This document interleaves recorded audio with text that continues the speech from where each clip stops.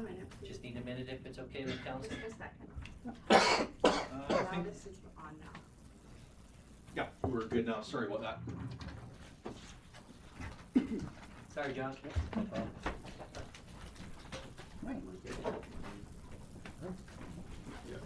I'm John Worth, representing the Grand Forks Art Gallery. Councillor Mark, councillors, officers of the city. So I'm here bringing you with an update on where we are with the gallery as of now. Are the slides up? Kaz, just Is that better?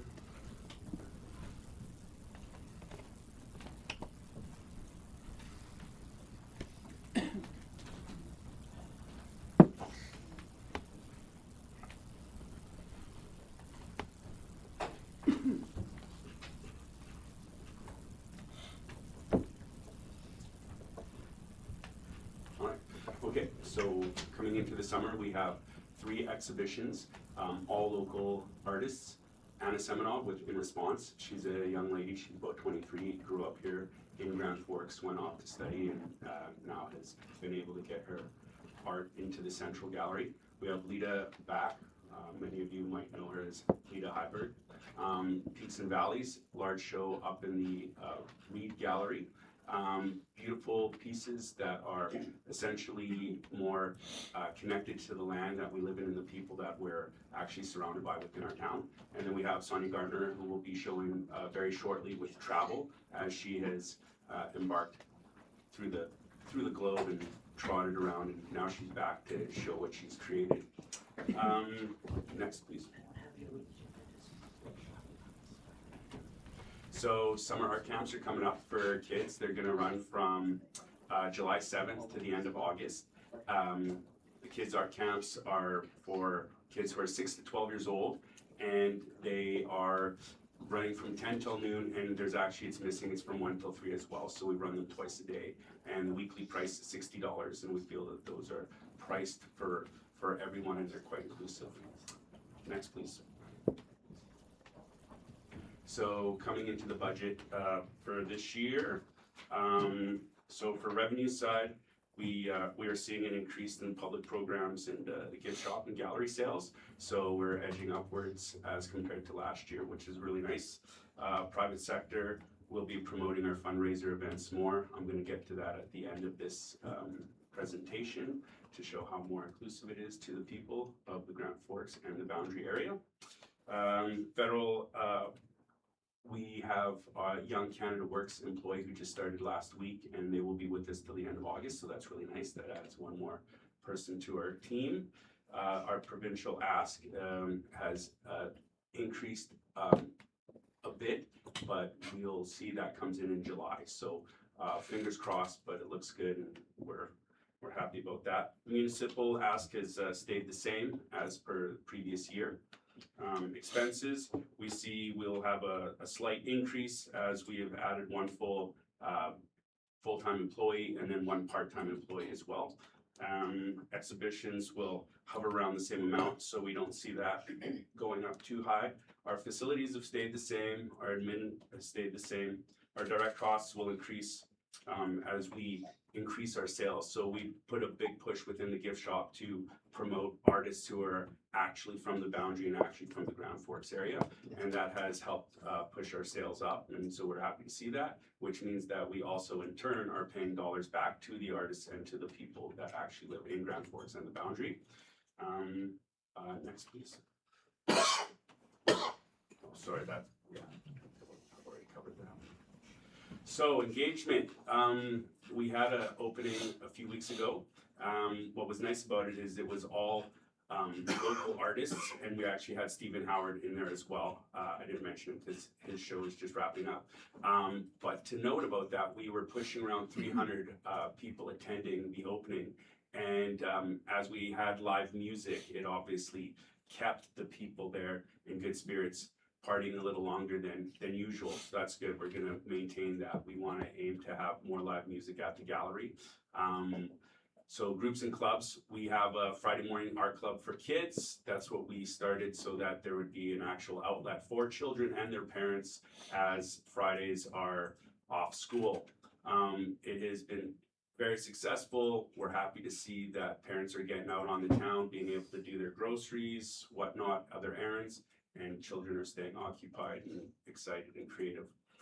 We have an en plein air group. That's when people go out in clusters and they paint from our natural surroundings, which is wonderful. That has caught on in the last month. We have the Writers Guild now into the gallery as well. And we have the Boundary Visual Artists as well, and they show up at nights. They have a modeling crew that come out and they do all their figure drawing. It's wonderful.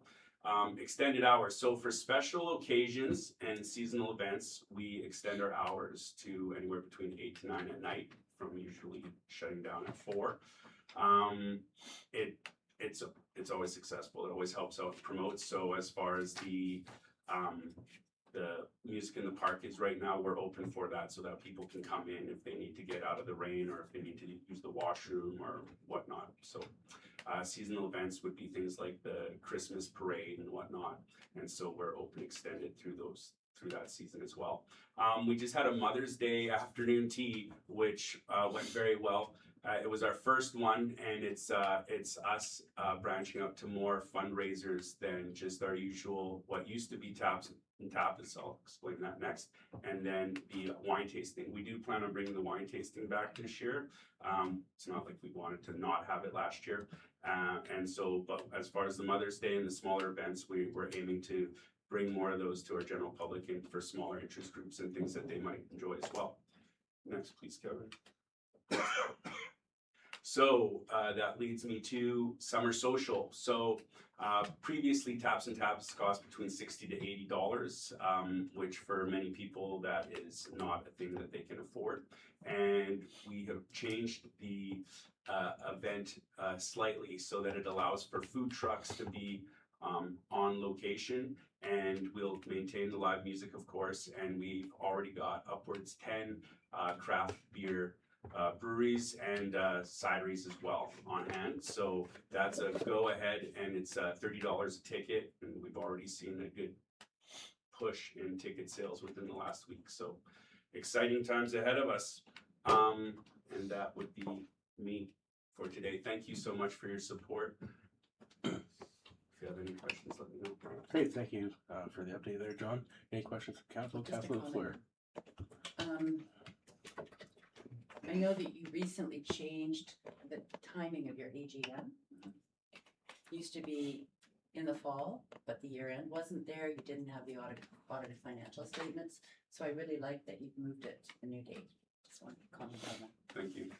Appreciate it. All right, any other questions from council? Okay, thank you, Mr. Worth. Have a good day. He's Take not care. on my thing.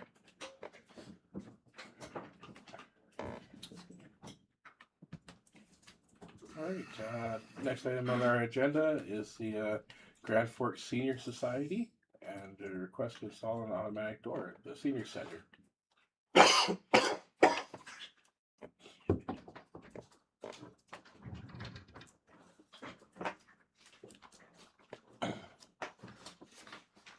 a big button.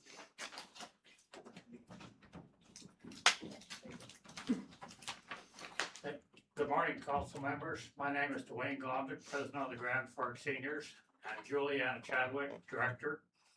On behalf of the Grand Forks Senior Society, thank you for the opportunity to address council today.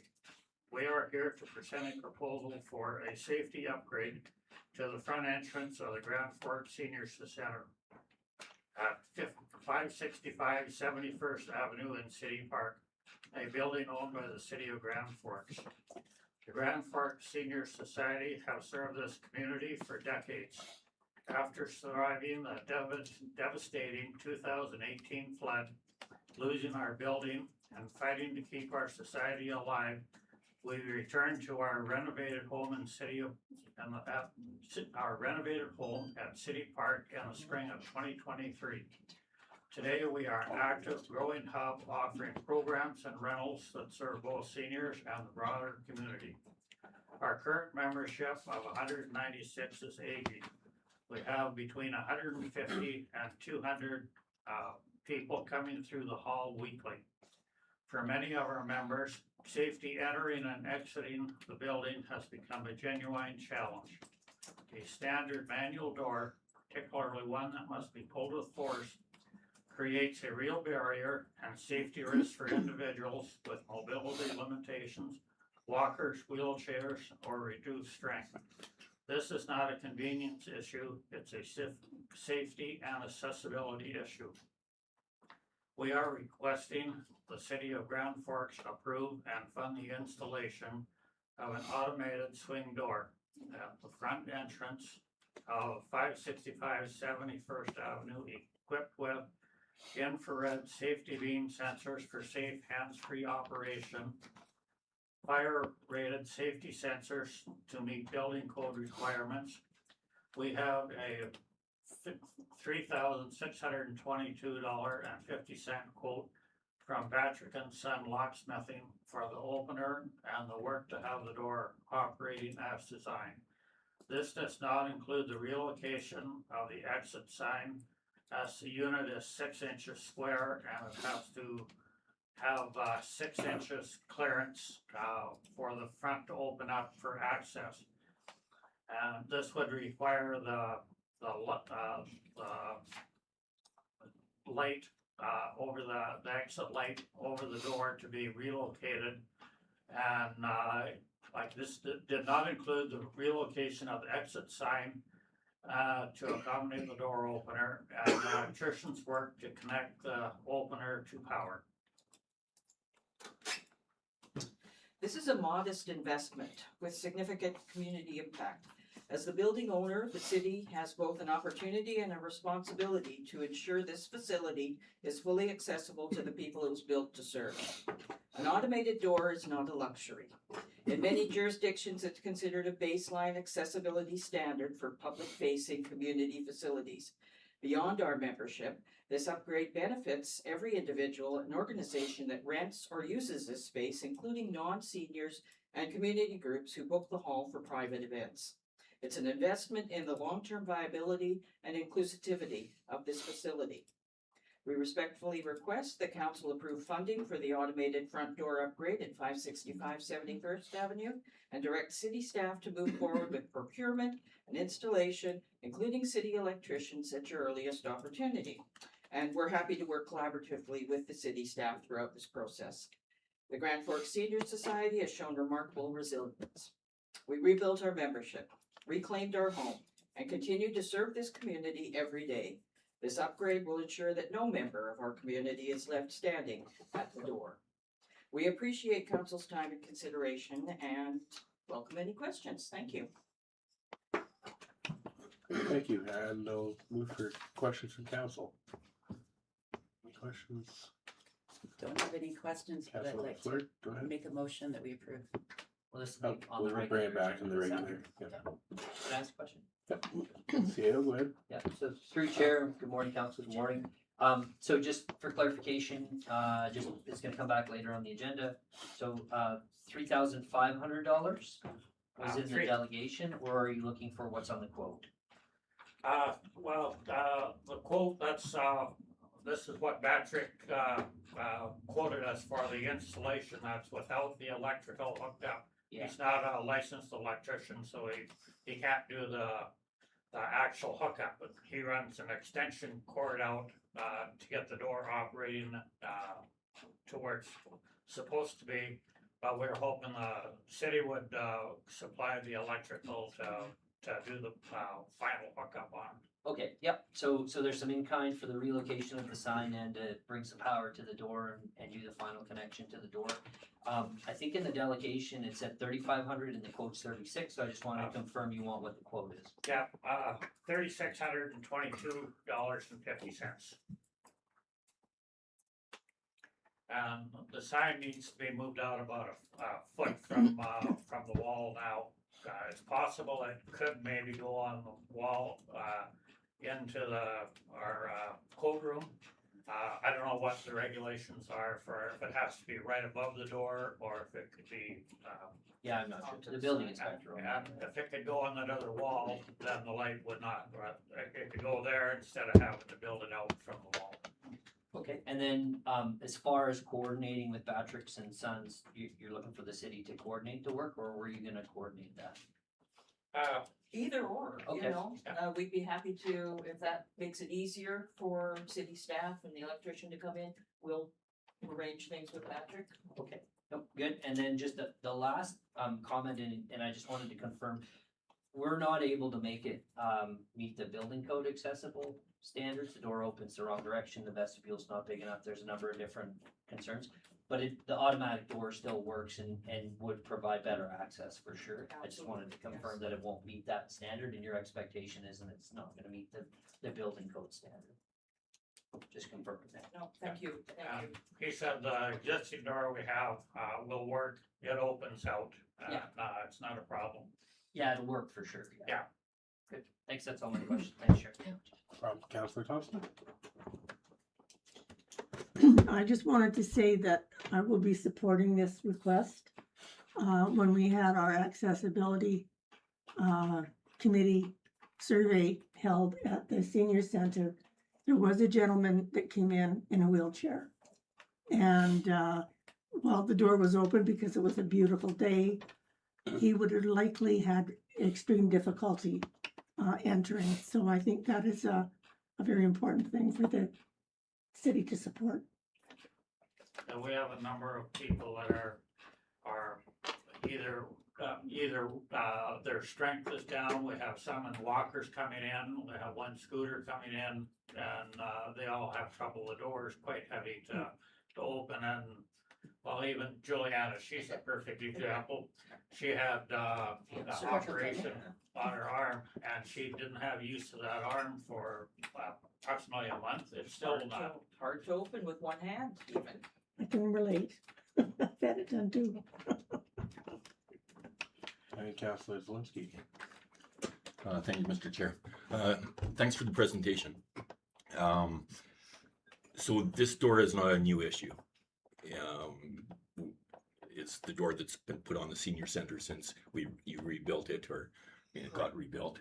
So it leads me to ask the question, especially after seeing the accessibility group get together, whether or not there's other issues that we should tackle at the same time. I know our administration's heard me talk about not having a facilities manager per se for all these buildings to look at some of these things. But I would hate to piecemeal this issue, that if there's other things in the kitchen maybe or something else, that we can bring it up to the standards for the accessibility group. I think would be great. Maybe one quick question to my colleague with the accessibility group, whether or not there's a possibility that we could get our public buildings audited of some sort to see what we might have to do in the future for that. But yeah, it's a great idea. Again, it's something that we should have done when we rebuilt the building. But yeah, I'm wondering if there's other stuff we can't do. So One other thing that, in the kitchen, the exhaust fan in there, I think it's designed for gas stoves. We have electric stoves in there. We cannot use the electric stoves without having the fan going in there, the exhaust fan. And it almost sucks you up through the roof along with the air. And I don't know if that could be looked at and maybe either have it so it cuts down, or even not have to have the fan on. But the fan for the stoves to operate, the fan has to be on for the stoves to operate. I think there are issues with our washrooms as well. We've turned them into male and female and handicap, because the bar is on one side in one bathroom and one side on the other, and so we've had to open them up for both sexes. So I don't know if that's something we need bars on both sides in the bathroom, perhaps. Thanks. I guess just for myself, I had one question. With the door being in the in-swing and that area, it's not exactly a small area, but it's not correctly sized per accessibility standards. With the electric door opener, how is it going to not bump into people when it opens if somebody's standing inside the door?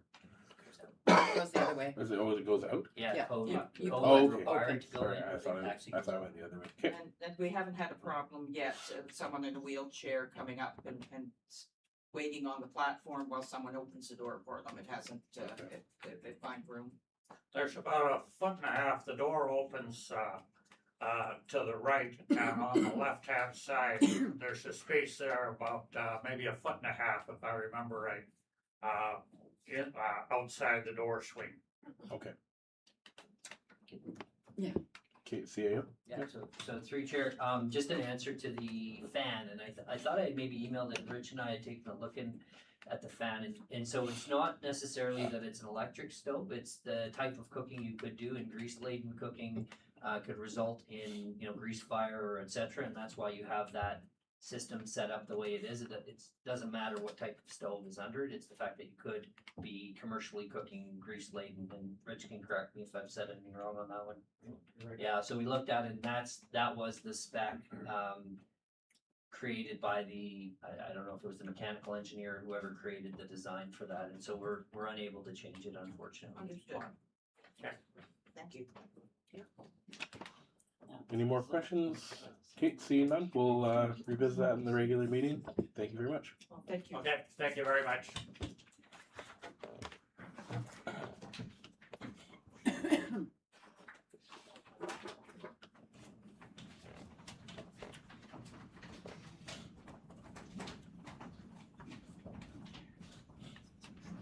And CAO, my understanding is Linda Kay is not here right now, so. Yeah, I don't believe so. Okay. Youth council representative, it's We not. received written Okay. this morning, submitted. We could read it if you want, Yeah, we'll put it up on It's the in your email. board and we'll read it.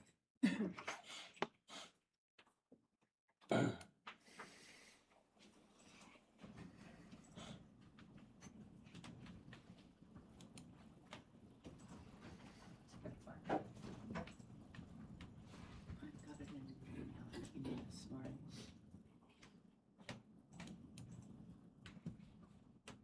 Council.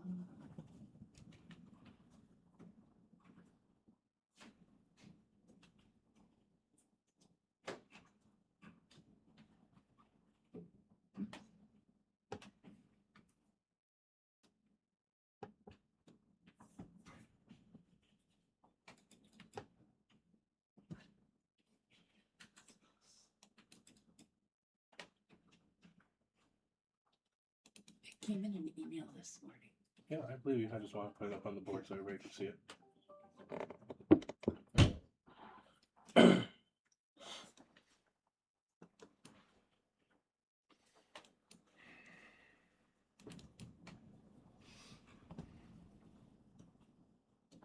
Do you want us to read it out, Chair, or we yeah, can just I think attach it so. post See if I agenda? can.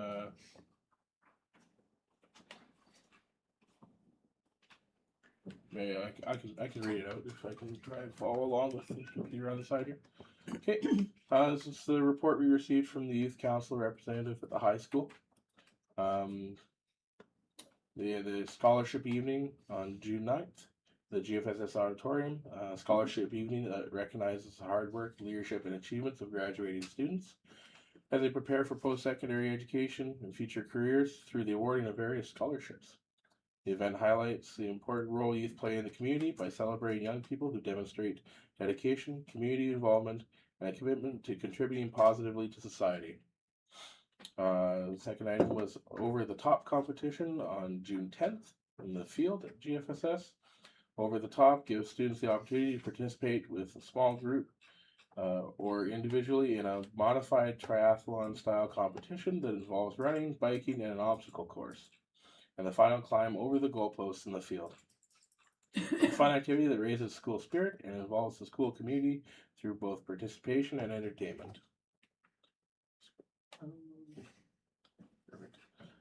They had a band concert on June 10th as well in the auditorium. It allows students to showcase their musical talents and creativity while bringing community members together through the arts. Events such as these emphasize the value of youth participation in the community culture, encouraging confidence, teamwork, and local engagement. On June 13th, they have the GFSS graduation ceremony. It marks the important milestone for students as they transition into the next stage of education, work, or community involvement. Graduation recognizes the accomplishment of local youth and reflects the community's investment in supporting young people as future leaders, workers, and active citizens. June 18th, at the Art Gallery, they are having the Walker Development Center graduation ceremony.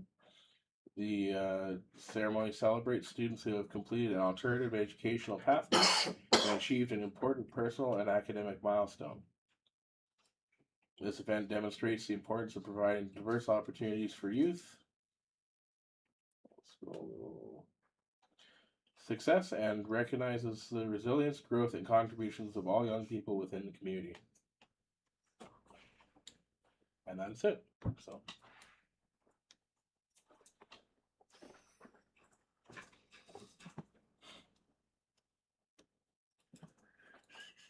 All right.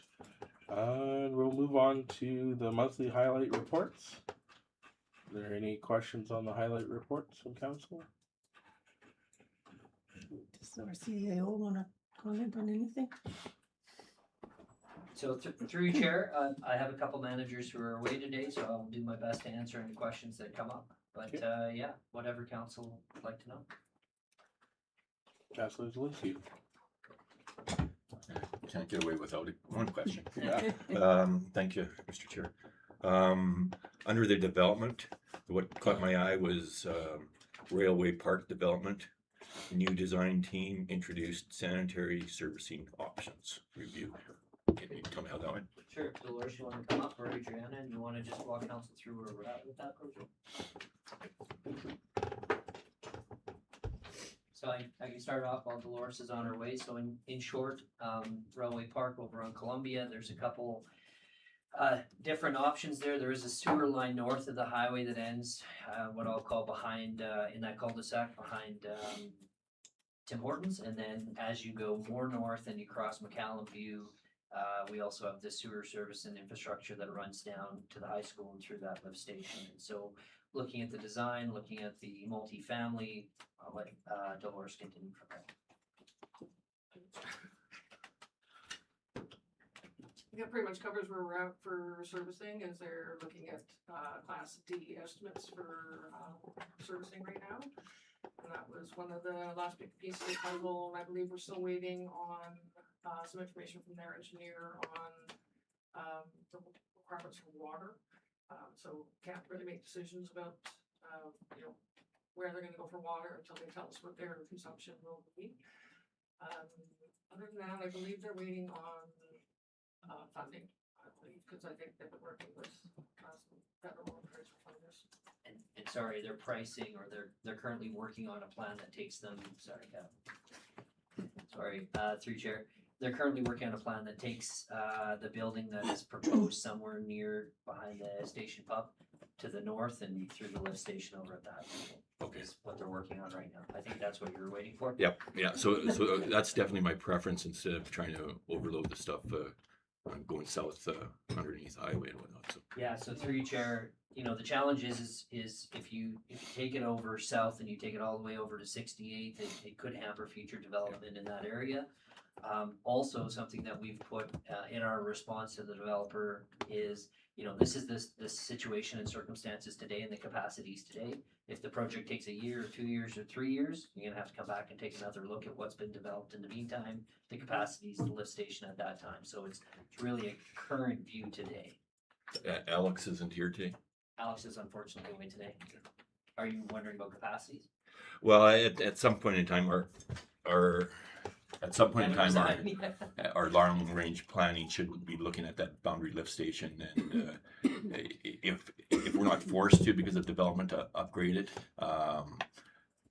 we're going to need to at some time. So I'd rather have a planned approach than a forced approach. Yeah, and through Chair, and I know Dolores was speaking with Ben, and he's doing some of that infrastructure work, and has indicated that, the reports that we have, and they need to go back and take a closer look, but indicate that that lift station still has some fairly good capacity in it, and the lines from the bottom of the hill all the way over appear to be, you know, aging, but still in good condition and have capacity as well. It's just the above the hill and on the top along McCallum that would require upgrading, it sounds like, but we're doing some additional work, and council has some money in the capital plan for that as well. Okay, thank you. That's all I had. Any other questions on the monthly highlight reports? Okay, and I think we need to receive it for information. So, motion to receive for information. Councilor Lafleur, seconded by Councilor Thompson. All in favor? Passed. Thanks, Rich. Okay, and next, we always look forward to this, our capital projects update.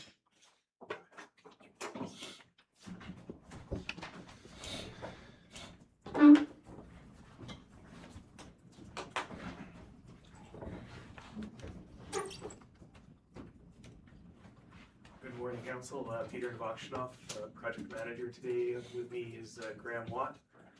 We've got some nice exciting photos to show this week, so we'll jump right into where we're at on our 5 or 6 projects we've got going on. So if you recall, last time we spoke, we had just built the top 2 rings of the reservoir. The roof was built. We were starting into our jacking process and main construction, which went quite well and as expected. So the next couple slides show a couple of in progress shots of that. So yeah, you can see the jacking process there on the left, and then they build the next ring and keep going up. So yeah, went quite well, and we're about 10 days of building from that stage total, and we were at height. That's the next slide as well.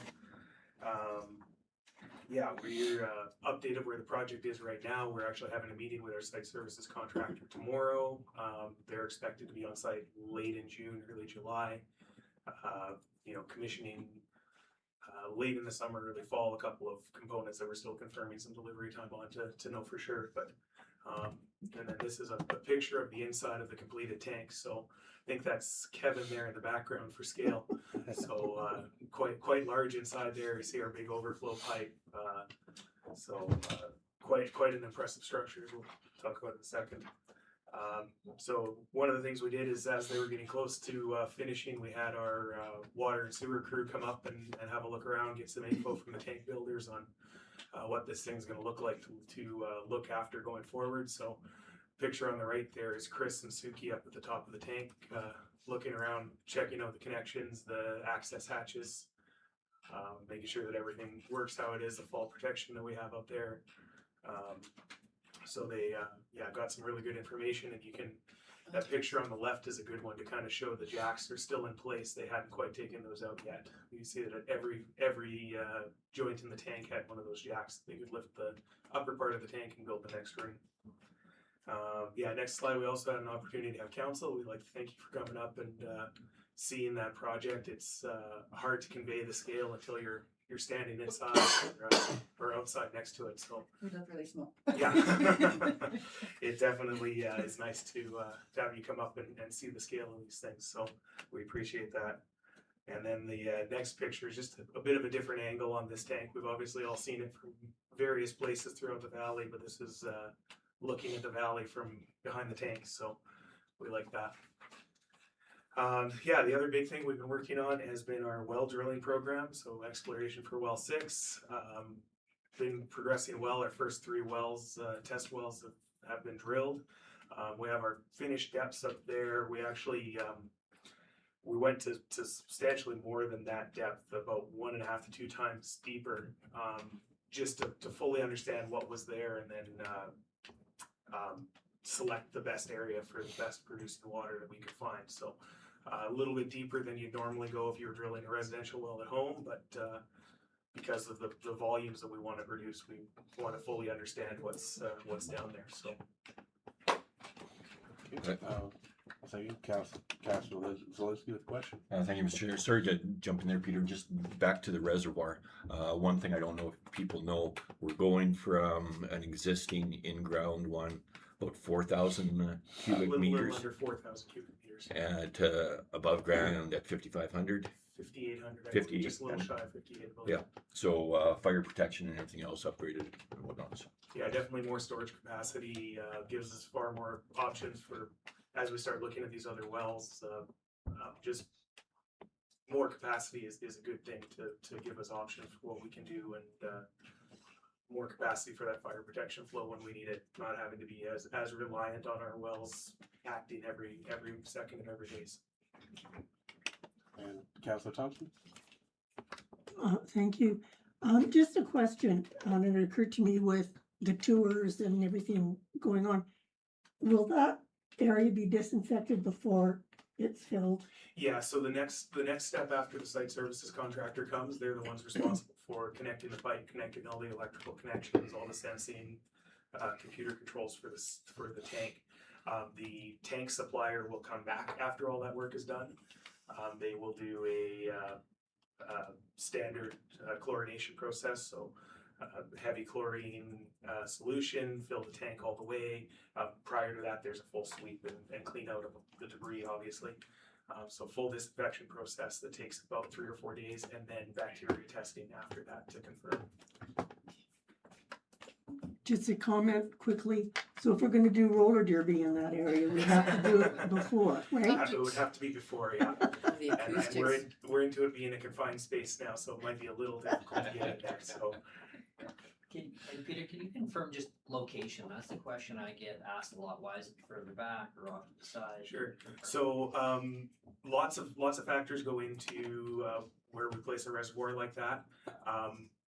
One of the biggest drivers for the location it sits is we want to the way our system is developed, it's called like an end of line reservoir. We don't have one pipe that dumps into the reservoir and another one that takes the water back out. It is at the end of our system. Our wells are on the other end, so the water level in that tank directly relates to what the pressure in our system is. So a little bit more pressure is always a good thing. We like that for fire protection. We like that for irrigating. We like that for many other things. We don't want to go too far, so that's why it couldn't go any further up the mountain. Is our top water level would start to be an issue. That is and then we couldn't come any further down the mountain because we start to get very close to the edge of the bank and stability issues there. So yeah, and sensitive ecosystem in that space. So it's always striking the balance, same as any of our construction projects, between the ecosystem side, our available space, ground conditions. This is actually a great spot. Turns out we're sitting about half a meter or so above a very solid bedrock base there. So yeah, there's many factors. We know we run into bedrock when we did Valley Heights Electrical, so we were thankfully not into that. We were able to gain a little bit of height there from not running into rock, but yeah, it's balancing all of those factors, and that's the spot that was chosen. Perfect. Mr. Devonshire, I'll also let you finish your presentation. Thanks. Yeah, so jump back to wells. Yeah, we finished the 3 wells, put in 6 meters of screen. So that was with after doing analysis on the material we found, we selected a screen size that was appropriate. Different screen sizes for each well, depending on what type of material. Did some water samples during the development stage. Those went to the lab for analysis. Preliminaries look okay, but the big thing that we're waiting for before we start really making any decisions on what to do with these test wells is the pump testing that started beginning of last week. They're on their last 24-hour continuous rate test. Will be done at 2:30 this afternoon. We'll get lab samples up from that. That's the well on Columbia Drive. So yeah, we've been working through that process. There's a bunch of analysis to do now that we have this information, and then that'll start to show us the information about which one of these may be viable, and we can start looking at what that next steps look like for those. So we'll look at some pictures of kind of each well as they were drilling. So this is up at the airport. You can see the drill rig set up, obviously. That's our engineer and the well driller taking some samples of the drilled material as they went. So as they're going, pretty well every 5 meters, they're taking a soil sample, they're drying it, they're screening it, seeing kind of the granularity of the material and what we can anticipate for water bearing. So that's a bit of the process you see there. And then yeah, the next slide will just kind of show what we have there now. So bit of a pile of material that we'll clean up after we're done. That came out of the well, obviously. Next one up, the disc golf course, another good well. Yeah, preliminary for all three is they're all good water producing wells. We picked good locations for water. We got some lab analysis to know to confirm what's in that water and what's which one we may want to use for a domestic supply. So yeah, the next slide shows kind of the more in the development stage. They flushed this well for over 10 hours. All three of them actually at the development stage to clean out the fines and the finer sands out of the screen. So that's in the development stage, and then that sets the well up for the pumping stage, which is what we're, like I say, just finishing up now. Yeah, so this next slide's a good one. So you can see there on the left is the engineer on site drawing the samples and screening them to determine the size of the screen, the fineness of the screen that we put in. So it's a little hard to see from here, but this particular well had some very nice, big granular material and a very long lens of it. So it has some good, showing some good potential there for sure. Yeah, and that you can see on the next slide the amount of water we were getting out of this one during development compared to that previous slide we saw. Just different wells do different things. Like I say, development is not it's an indicator, but not the be all end all of what we want to know. So we don't want to speak too soon on any of them at this stage. So yeah, next we'll move on to our flood mitigation program. It's still taking up 2 slides, but we're doing fewer and fewer things on each one of them. So we are getting our list shorter and shorter as time goes on here. So still working on the amendment agreement. Survey work downtown was actually completed last week. Stakes set, everything done. A little bit of admin work to do to finish that up. Same with South Rockall. Most stakes are placed. We've got a couple of small areas to do on one of our crown right of ways, but finishing that up shortly. And then work back to see the downstream industrial type, same thing. We've got some crown land right of ways. We've got some right of ways with Rockwool, and then some covenants over our Rockwool leased land. So we're working on all of those things right now. Expecting in the next few weeks to be wrapped up a lot of that. Yeah, working with our regulators on our permit closeout. Lots of permits, lots of little details, lots of little reports due here and there that we're all working through the process on, doing some private property restoration. We'll see in a second that we did a little bit more physical work in South Rockall, and we were monitoring the fish habitat as well. Yeah, next slide is the little bit of work we couldn't do. We recall we kind of pushed our construction window quite late into late November. And one of the items we couldn't complete because it was just too cold, it was hydrostatically testing these 2 pipes that go through the dike. So our contractor returned a few weeks ago, did that, installed the trash racks on the top. There are still flap gates to go inside of that trash rack. We fighting the supply chain a little bit, but they arrived on Friday, so we'll be getting someone in to do that last bit of work as well. We'll be looking quite wrapped up on work back 3. I'm going to turn over to Graham just to speak briefly about the habitat monitoring we did this spring. Thank you, Peter, and through council. Yeah, just one other note on work package 3 is the final grant report to UBCM for that grant project has been submitted, so we're just waiting on the response, and then that will close up the financial portion on that with a 50% holdback. So waiting breath on that, but good to see the progress and closeout. On the habitat, we had again a lower freshet year, but it showed back flooding into the habitat zone from the river downstream as it's designed.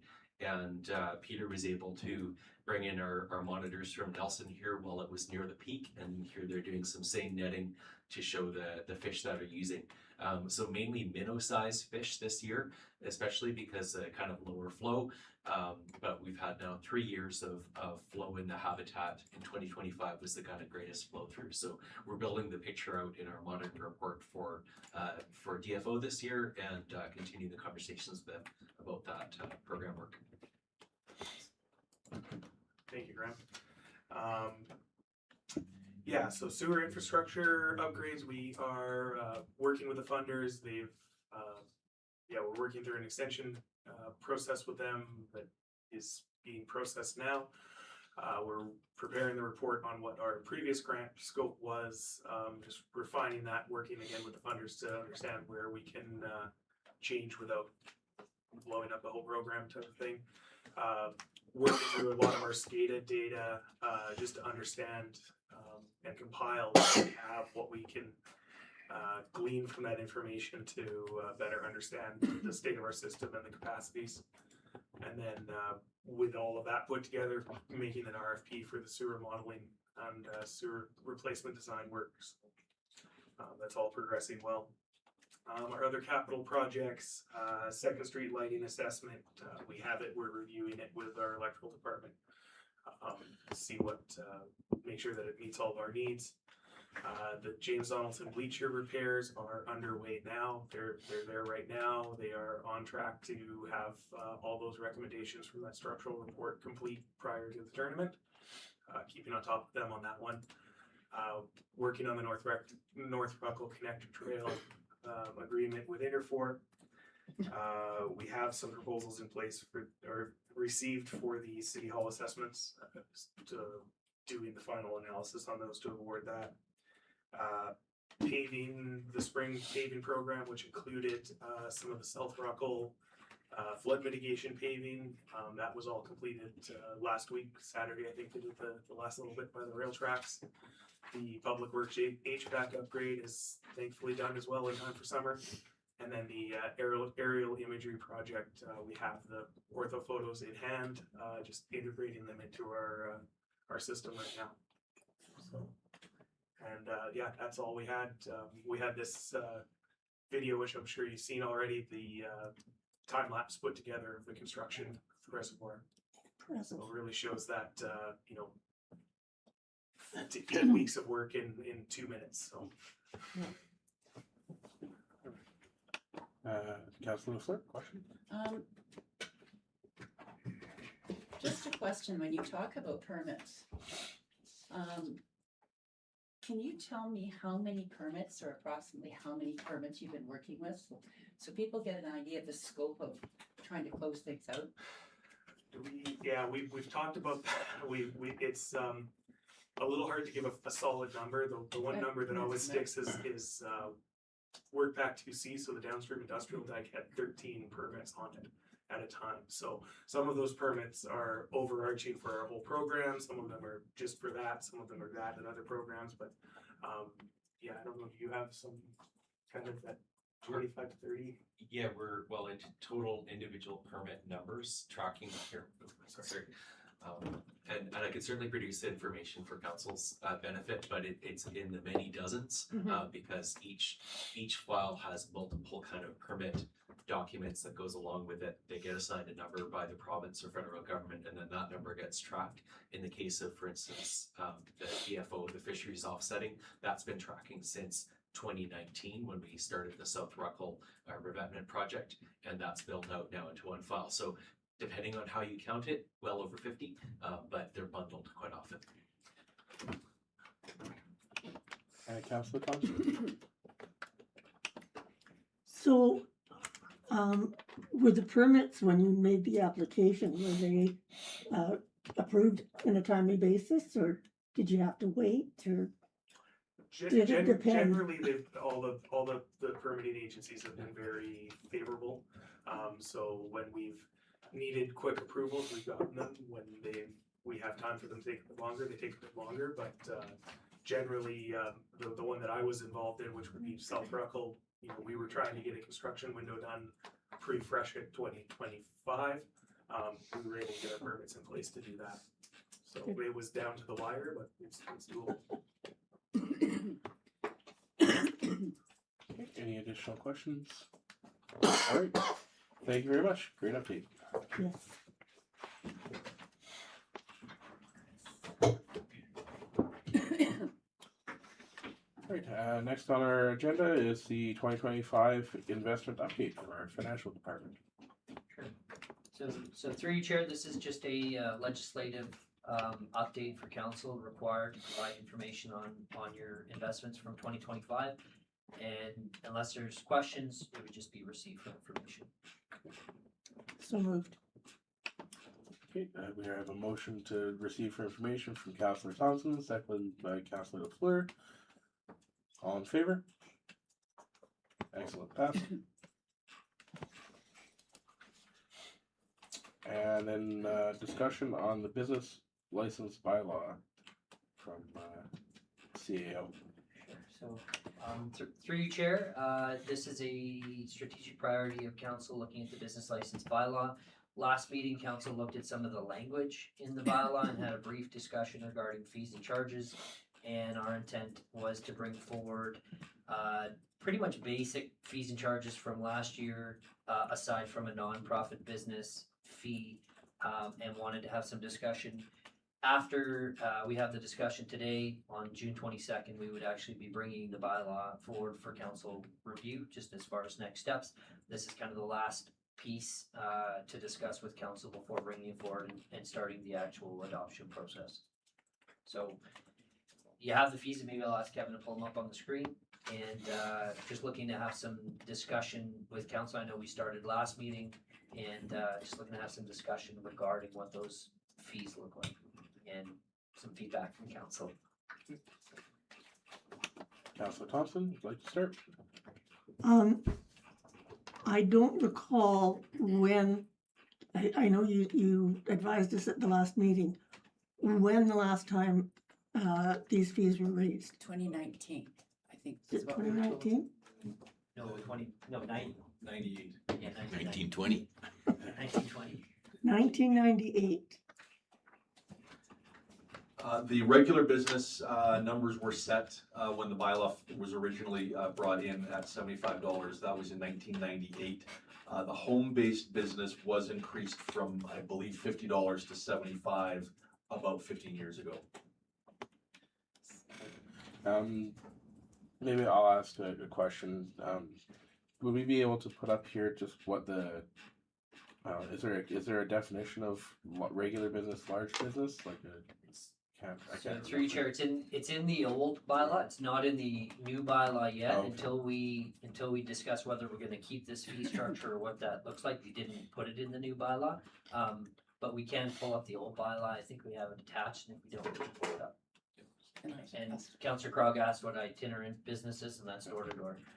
Last meeting, I was you were wondering at if the last perhaps even maybe the definition has changed since '98. So. Yeah.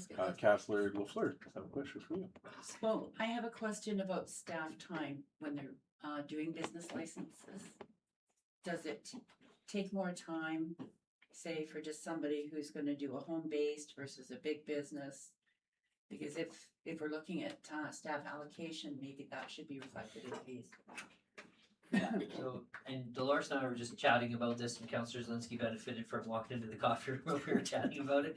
So yeah, I mean, there is price discrimination built into your rates right now in the Schedule P that Kevin had up on the board, and essentially some businesses are gonna take more time than others, and the way that it's set up right now with home-based business $75 and a regular business $75 and a larger business $200 is trying to capture some of the amount of time that it takes to deal with the different types of businesses. So it is set up to try to capture that. You're never gonna capture it entirely.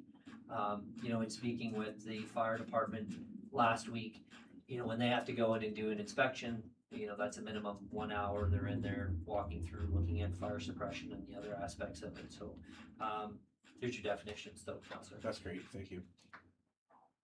Dolores, do you have any to add? Through the chair. The other one that doesn't show up here is the liquor and cannabis regulation branch. So it would be new liquor licenses or liquor licenses, because we have to put that together and bring it to council, depending on what type of license it is, and also cannabis stores. So there's a considerable amount more work for those, which also includes council approvals. And so I don't know, that wasn't reflected in the original bylaw, and I'm not sure if it's something that council wants to. Thanks. Councilor Fleur, another question? So, right now in Christina Lake, there's an issue with a business converting from Bitcoin to an AI data center. Is there any way we can put in our business bylaw that we will not give a business license to an AI data center?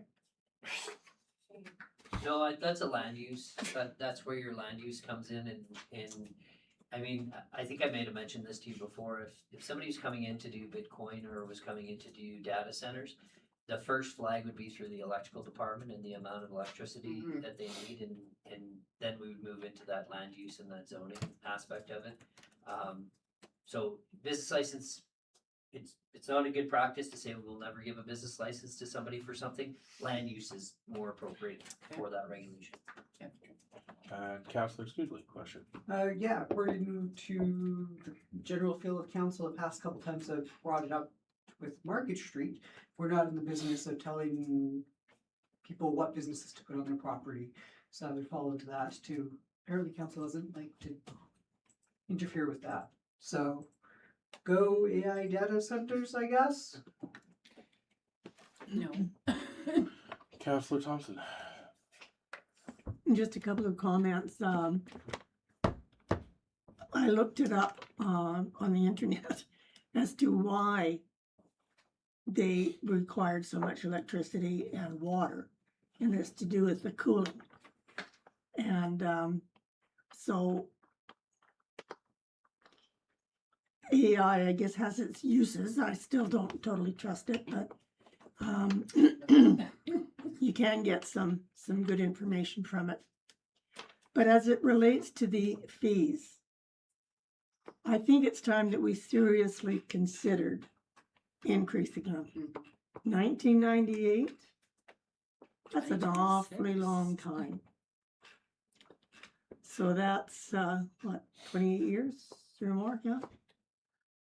So I do see some business people in the gallery and on council.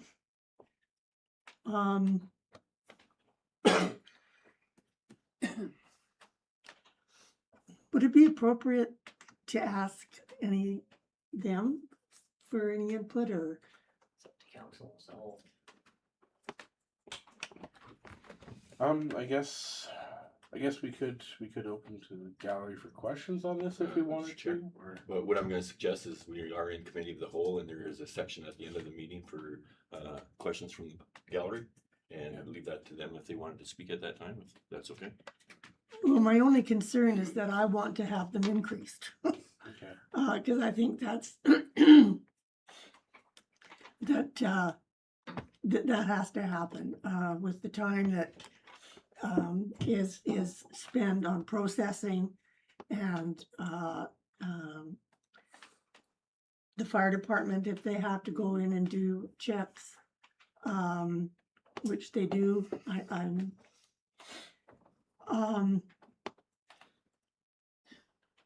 I guess what I'm looking for is a recommendation from perhaps our finance department, our CFO, as to what would be an appropriate increase. And I'm not trying to put him on the spot, and it doesn't have to happen I today. have one more question for Dolores before she But, make her way to that. And I don't think we have to make that decision today, but to give him some time to make consideration and check with people that are involved as to the time, and perhaps defer this to the next meeting of council, next regular, would it be committee of the whole or regular meeting?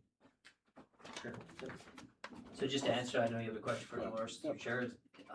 So through you, Chair, I can tell you what our hourly rates are today and now as far as dealing with these. Unfortunately, there's no, clear cut. It's always, this case, it's always a little different, but yeah, I mean, based on your hourly rates, with your fire department, when they need to do inspections in some of those other areas, you are easily spending $75 to do that, whether it be land use, whether it be bylaw, or whether it be your fire department or building inspection. Okay, You- I'll ask my question real Yeah. quick then so my question to Dolores was, between a regular business and a large business. I know, like you said, the fire department inspection is a separate item. Is the paperwork particularly lengthier for a large business, or is it really about the same? Just as the actual license part of it. I think CAO Redford nailed it. It's their larger businesses can tend to take longer. If they do need inspection, the building inspector and fire department, if it is, especially a new business, it can be. And I believe that would be the difference in the fee would be that there's the expectation that for inspecting facilities and such, there would be potentially multiple inspections as opposed to a single inspection. But generally, it's difficult. Like some restaurants are a one inspection deal, other restaurants might be a bit more depending on how well the applicants are prepared. And so it's kind of up and down, but in general, a business that requires more inspections is going to require more services. And then I guess I had a follow-up for that. Maybe perhaps for the regular meeting, if we could just have some numbers on how many of which category licenses we have. That'd be helpful. Okay, Councilor Fleur, your question.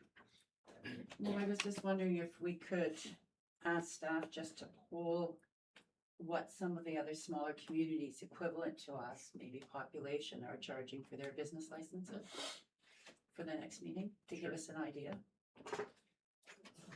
It is, through chair, it is a quick turnaround. The agenda deadline's the end of this week, so this may end up coming back in July. I'll just put that out there right now. May take a little bit of time to pull some of the data, but it's why we wanted to bring it forward and see what kind of information council wanted to see in making the decision. That we've been bringing it a piece at a time for that reason. It's a big bylaw, impacts a lot of people. There is also a requirement, and I think it's section 29, where we provide individuals who feel that they're impacted an opportunity to ask questions or come forward. And so we will set a specific time for that as well, and that's required through legislation. Great. Councilor usually a question. Yeah, just going into, like, are we covering staff time? Absolutely, because it's not just a one-time fee. It's ongoing, so there's businesses that have been around for 10, 15, 20 years, and they're more than covering the slack for any businesses that might be around for a year or 2 years. So even if staff time was $300 per business, it's still more than getting covered by just the businesses continuing to exist. That's a fair point. Councilor Thompson, you had a comment? Yeah, I was not trying to pawn this off on our management team. Having said that, I think we do need to give consideration to increasing rates. Now, the bylaw, the business licenses are an annual January to December, I believe. So they're already paid for 2026. So we've got ample time, I think, for consideration and consultation. And as council's liaison to Discover Grand Forks Chamber of Commerce, I have no doubt I will be hearing about this proposal and my comments. So, and I will report that back to council. Great, thank you. CEO, do you have a comment? Sure, just a real quick, and so through you, Chair, we have separated out the bylaw from the fee schedule. In the past, the fee schedule was included in the bylaw, and so you could do the fee schedule later. You could leave it in draft. You have a couple different options. Doesn't become effective till 2027. Yep. If there was some wordage or something you wanted to start using within the new business license bylaw, you may want to move that forward first and then look at the fees later. So there's a couple different options. Okay. Yes, go ahead, Lois. Just to chair to give an idea for how many of each type of license. So large businesses over 20 employees. So that would be, yeah, just kind of an idea of what the difference would be. Most are going to be under that mark. So I think we got what we need. I think so. Good discussion on that. Let's move on.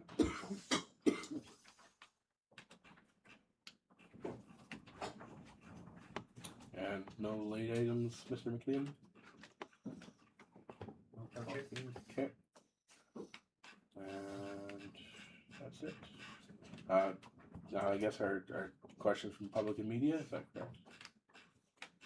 I understand it. Just checking now, yeah. Oh, sorry, Chair, there is an update to the strategic Oh, priority. yes, I see that. Sorry.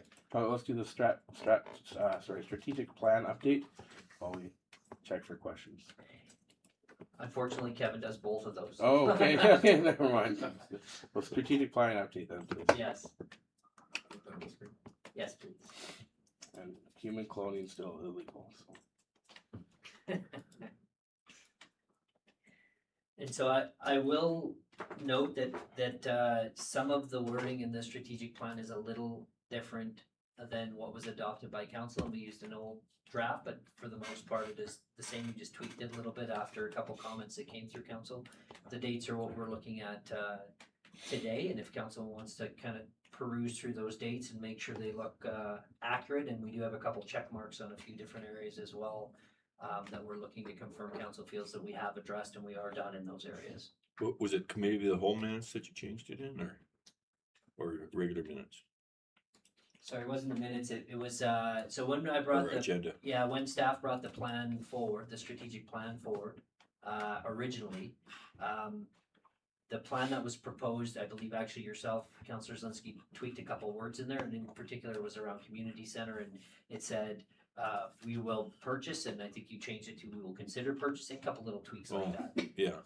That's all that changed. Oh, but in the package that we downloaded, there were It's all the same. things. I get lost on versions now. Yeah, get lost on versions.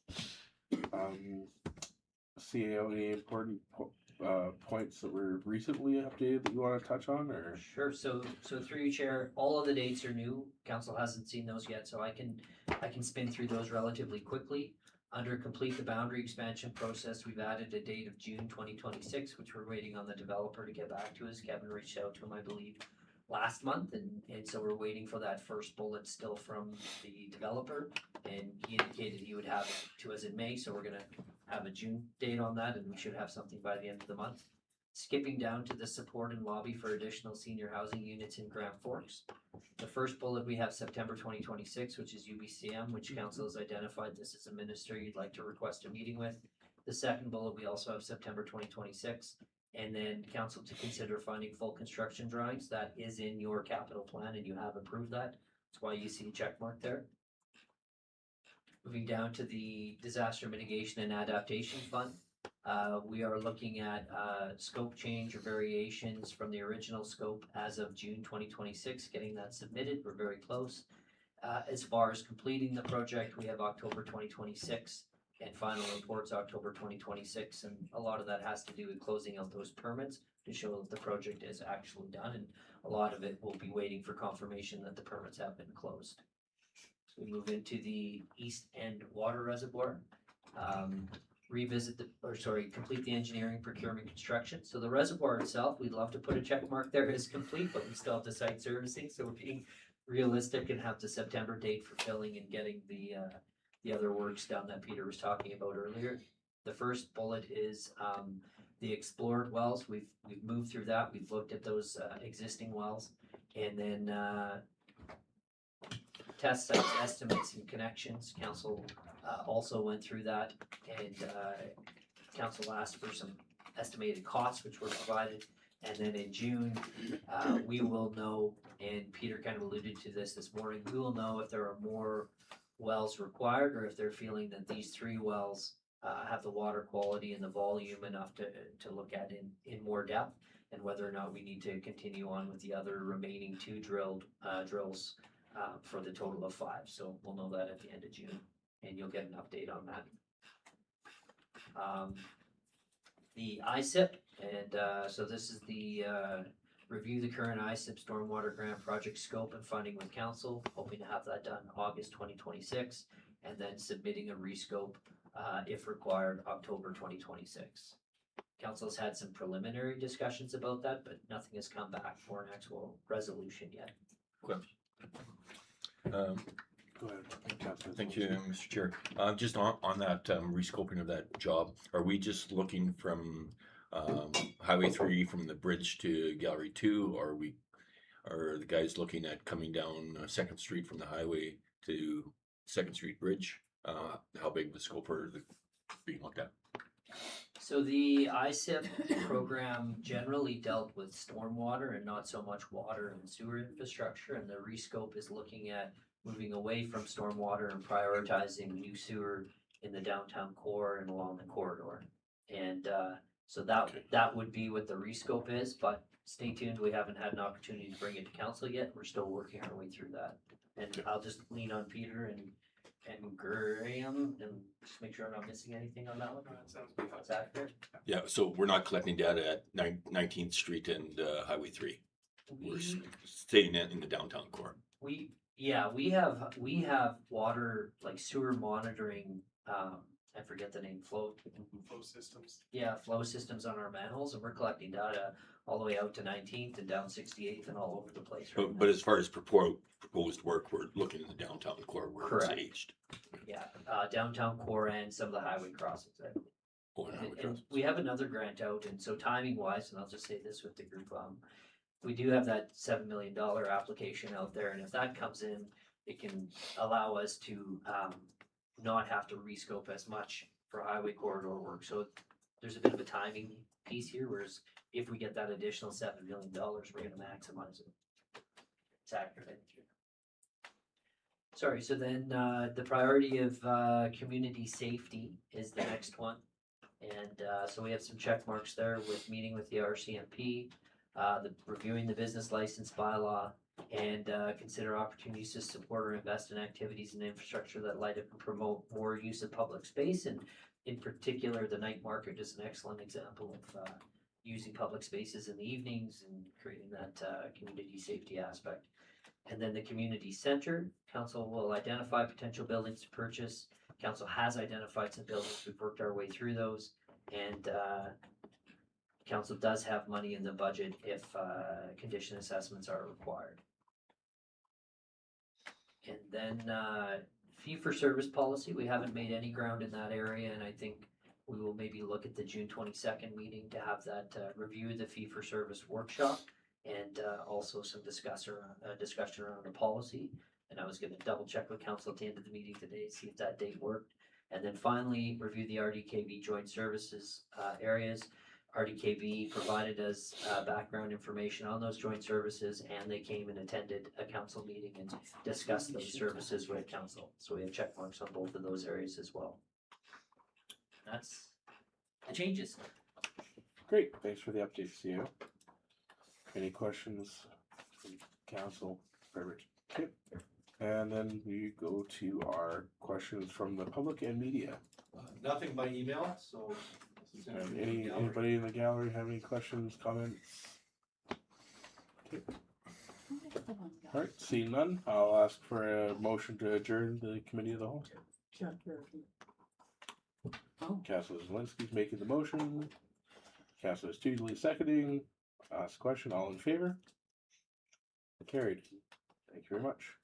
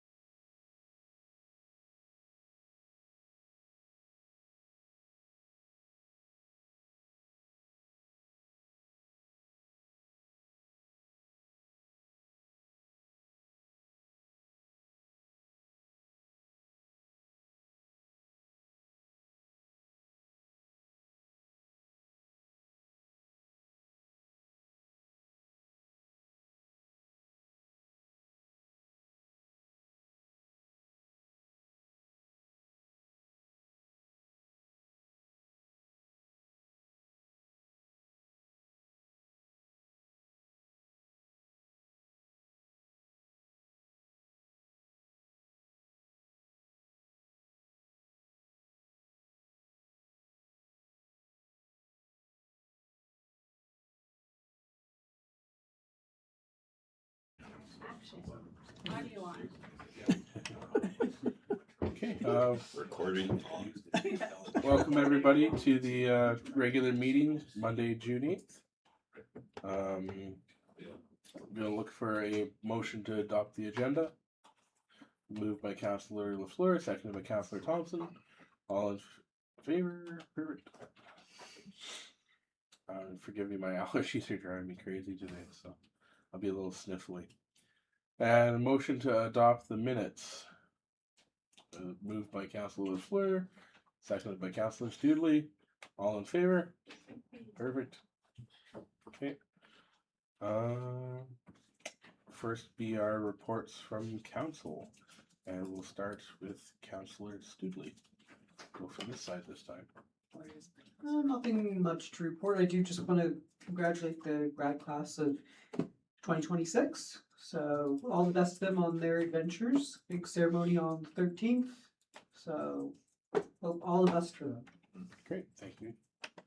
And Councillor Zelinski. Nothing to report at this time. Councillor Thompson. Always love your reports. Very thorough. On May the 28th, I attended the Accessibility Advisory Committee barbecue held at the Senior Center in City Park. Councillor LaFleur, my alternate, committee members Christine Ann Fisher, Jennifer Messier, and Melissa Markin also attended. The purpose of this event was to invite the public to attend and complete an accessibility survey developed by the committee. I believe about 24 people attended to fill out a survey and to enjoy the hamburgers and hot dogs served by our volunteer fire department members. On behalf of the committee, I want to thank the volunteers for providing that service for our committee. The Boundary Regional Chamber of Commerce Discover Grand Forks met on June 3rd.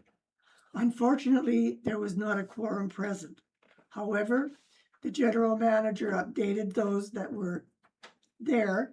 The Canada events are under preparation with the parade in the morning and other activities happening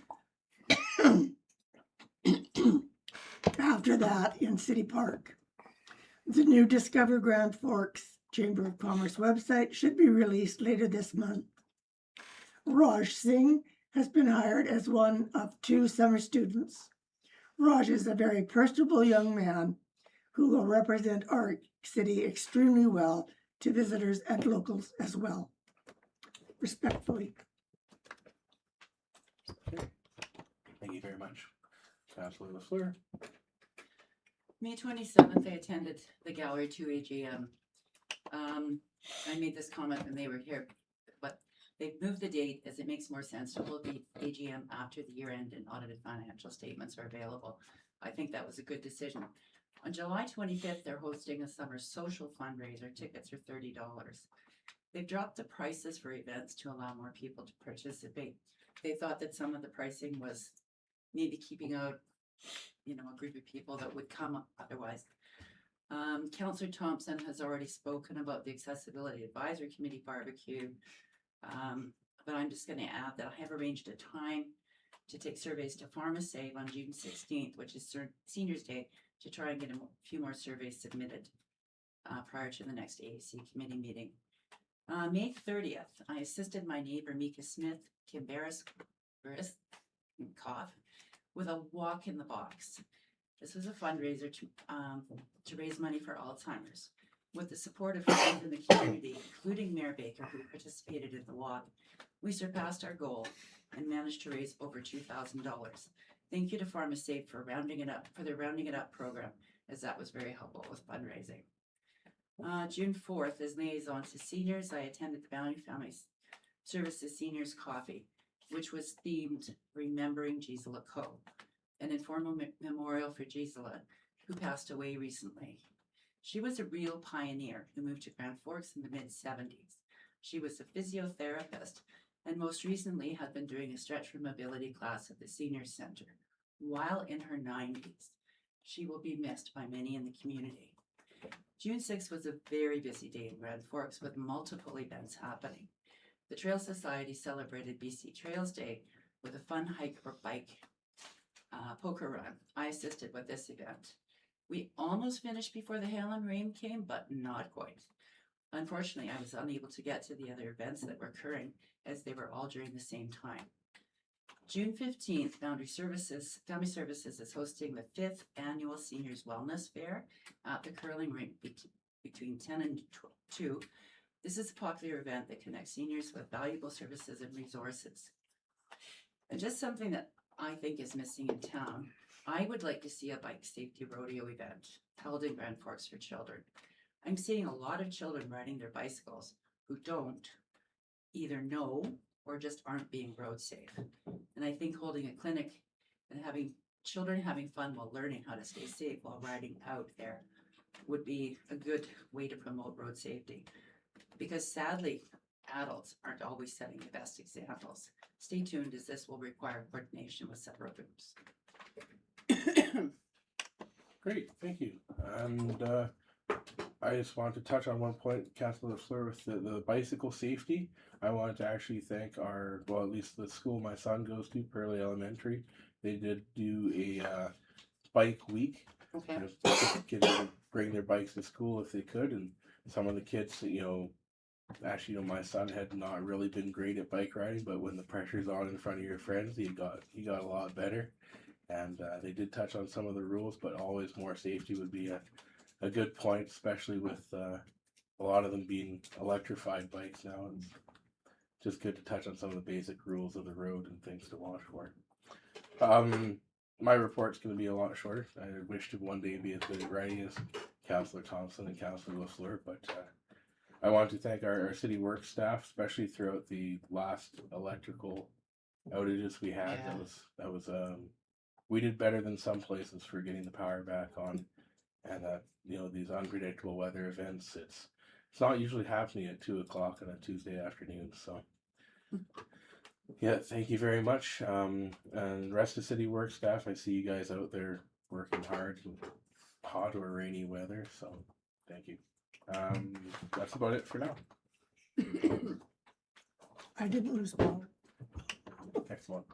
We did for 1 nanosecond because it didn't even your one.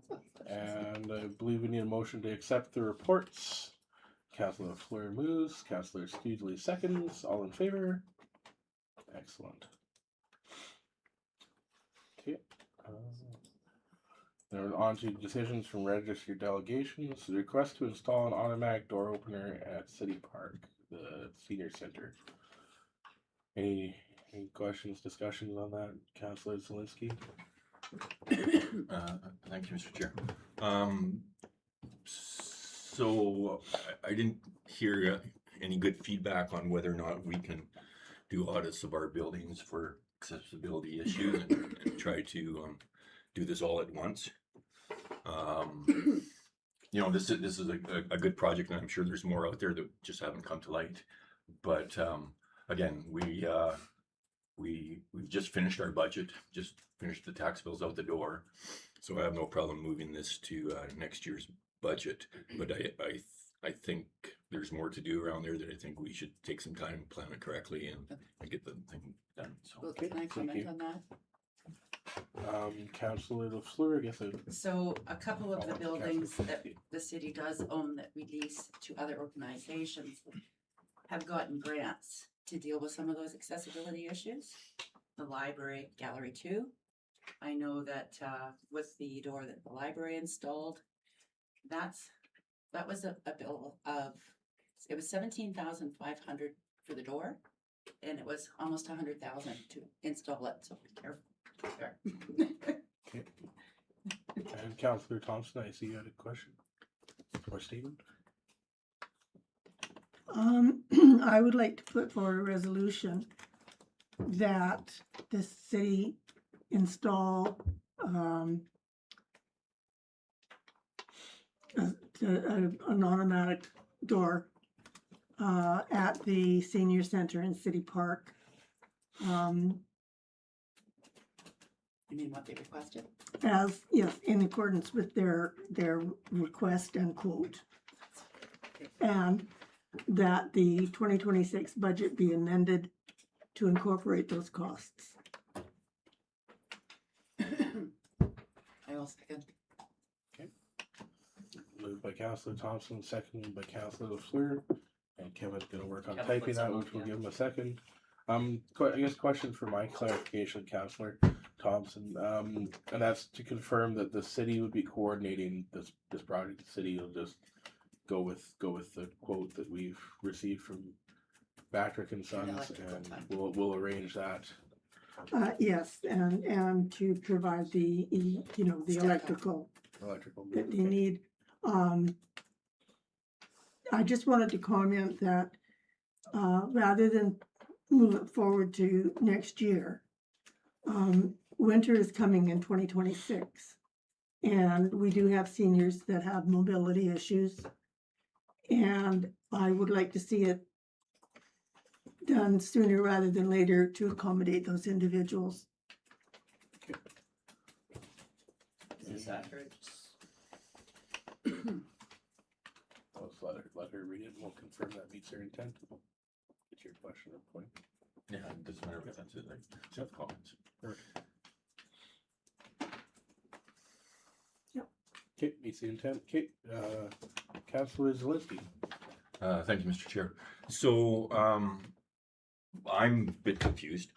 I know, or at least what I try to do myself is when a budget is created, there's not much slack in the budget, that every dollar is allocated, every dollar is requested, and we don't try and dig into people's pockets for something that isn't needed.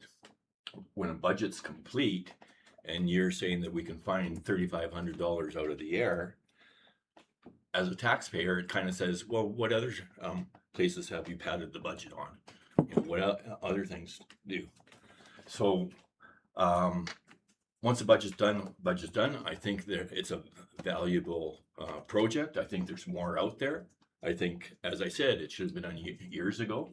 But to do something that isn't a sound management decision and just say, hey, let's try and pull $3,500 out of the air, I don't think is a prudent management decision. Can I speak to that, please? Yes, Councillor LaFleur. So I asked our CAO if there was the money in the budget and was told that we had some cost savings from something else that would cover the funding. Am I correct? Yep, CEO, go ahead. So just to confirm that, I do live by a rule that I don't provide individual counselors with additional information. So council is aware that you do have $50,000 for construction drawings and design for senior in your capital budget that I don't believe at this point you will be able to spend. And then the other money that is available now that wasn't available earlier is you have some partners that have joined the city on the medical agreement and provided funding as well. So things that all of council are aware of. I wasn't providing an individual counselor with additional information. No problem. Councillor Thompson. By amending the budget, I would presume, and maybe I'm presuming incorrectly, that it would be funded, if necessary, through surplus. Councillor Zelinski. Thank you, Mr. Chair. And that's the point, is there's always going to be a surplus. It'll be in the hundreds of thousands of dollars. The money's always going to be there. But it's the idea that hopefully you do your budget with the best intentions in mind. A good example is the next topic, where we've got a grant coming in, it's for emergency services. I think that's a great thing to amend the budget on, but something that should have been planned, something that should have been, I think this is piecemeal, because as we've heard from our delegation, there's other things around that building that should be looked at. I would love to see a fully financed facilities department that looks after our buildings. But it looks like we are doing piecemeal stuff. Yeah, we've got a lot of good projects out there, but we just did the budget, and it is moving all the time. But just to say we're going to start pulling money from here, there, or other places, I don't think is a good management style. Okay. Councillor Thompson. I hear your concerns, Councillor Zelinski, and I would share them, except as a senior, I guess I'm maybe a little on the biased side of this So you're not calling me a senior thing? yet. Oh, you are. You are. So shame on you for not supporting this. Ooh. Okay, can we move on? Okay, I guess my turn for a comment. The only thing that I see is amend financial plan as needed. I think I'd like to see exactly, is this going to come out of surplus? Is this going to come out of the budget that we had for seniors housing and development? Yeah, this door I think falls under wrapping up something from before, which was rebuilding the senior center. Which probably should have been thought of at the time, but we're replacing like for like with insurance. I think this is a good addition. I would prefer maybe a cost sharing agreement with the seniors, because it is a benefit to their organization, which does use the facility to generate revenue. I'd be more comfortable with something more like the city will pay 3,000 of it, and then they would pay the remainder, which would work out to about $3.18 per member for the automatic door. But Are you making a friendly the amendment? motion's been made. I'll let Councillor Thompson think on that for a minute, and we'll go from there. Okay, I will amend my motion if I can to incorporate the cost sharing with the city putting forward $3,000 towards the cost, and to delete the words as needed from the resolution, just to amend the budget.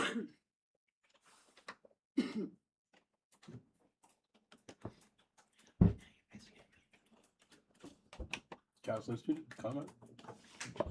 Yeah, this is already obviously on the table now, and but I would almost suggest to them, like for things in that amount, there are other places that they could easily get money. Phoenix Foundation is one of them. Phoenix goes project by project. This would definitely be a project that would fit under their umbrella. I'm sure Phoenix would have no issues approving something similar to this. So maybe we could encourage them, let's just deal with this one as it is now, but maybe we could also encourage them going forward. Hey, there are these other easily accessible grants for similar type projects. So maybe they could try access some of those. Good point. CAO, comment? Sure. Our CFO just requested that we have, amend the financial plan as needed. Oh, okay. He just requested we keep that as needed in there, and then if something changes or, There'll be a couple other different things. yeah, then it, allows him not to have to come back with, another resolution later, I think. Okay, yep. Sure.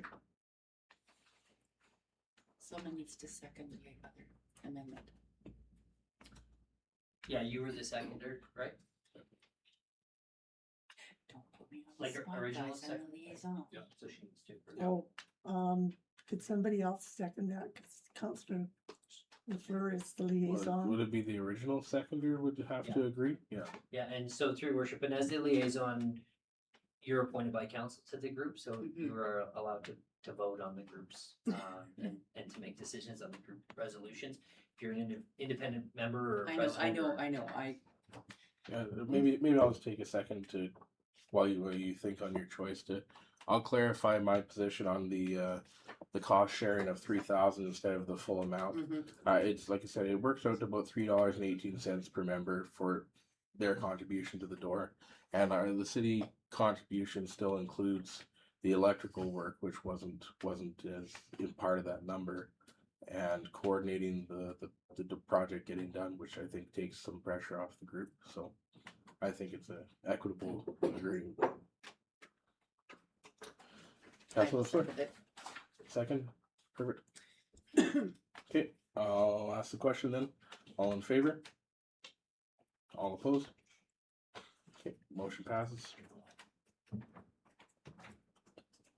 and opposed, why? I just said a 5-minute speech. Do you want me to? No. And I guess the only thing I'll ask on that one CAO is if the group has any questions, just bring them back to us, email Sure. or whatever. Yep, through you, Chair, we'll point them to the video first so they can see the discussion, and then if they have further questions, we'll bring back. Perfect, thank you. Okay. Okay, recommendations from staff for decisions. UBCM NG 911 additional funding. CAO, just want to touch on that a little bit? Council has seen this before, Chair, and so this is a good news story. This is a grant that we had applied for when we were going through the budget process. Weren't sure we were gonna get it. Wasn't included in the budget. We have got it, and we want to pair it with the previous grant we received and complete the project this year. Councilor Linsky, comment? Make the motion. Excellent. Moved by Councilor Zelinski, seconded by Councilor LaFleur. All in favor? All opposed? Excellent. Passed. Okay. 2025 annual DCC development cost charges report. So moved. Moved by Councilor Thompson. Seconded by Councilor Studley. Any discussion? That's one quick question. Yes, Councilor Zelinski. Through you, Mr. Chair, to Finance. What's the likelihood of us actually pulling money out of this DCC account? We've had it budgeted for a few years in a row, but just wondering if there's. Water reservoir, yeah. Yeah, through the acting mayor, Marcus Lover, Chief Financial Officer for the city. The Black Train Bridge project and the water reservoir ISIP grant funded project are the ones that we have DCC money set aside for. So I can't speak for capital projects team here, but I think they expect to have that finished this year. So that's 344,000 in the budget this year that in DCC funds we will likely use. Okay. And as far as the reservoir, we have 350,000 of the water DCC fund budgeted in 2026, and that will likely be all expended. Okay. Different question. Can we use DCCs to upgrade the boundary lift station if need be? Yeah, that would likely be a project that would be eligible. Okay. Under the bylaw, yeah. Okay, thanks.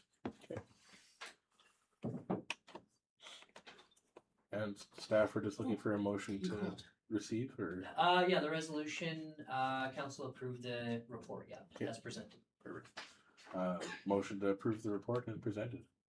You've already had a We've mover and a got- second. Oh, We need to vote. geez. You just need to vote. Okay, thank you. Vote. Excellent. Okay, I'll ask a question. All in favor? All opposed? Excellent. Passed.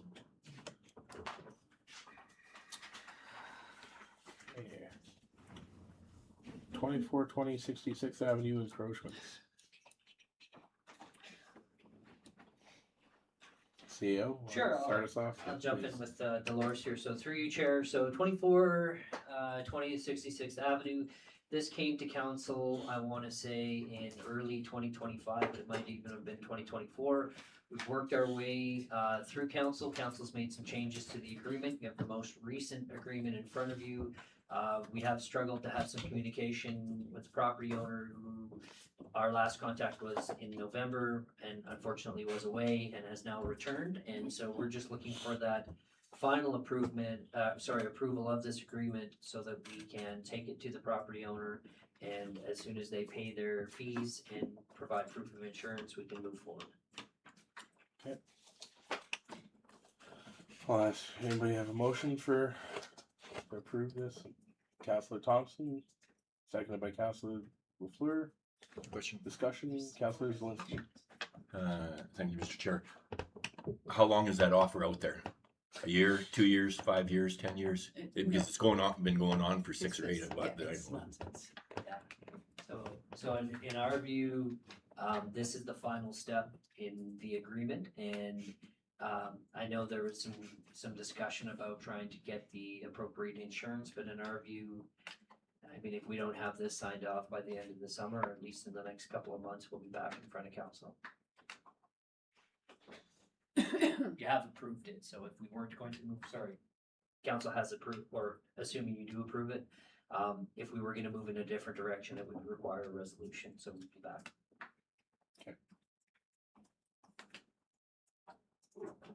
Any further discussion? Okay, I'll ask the question. All in favor? All opposed? Okay, carried.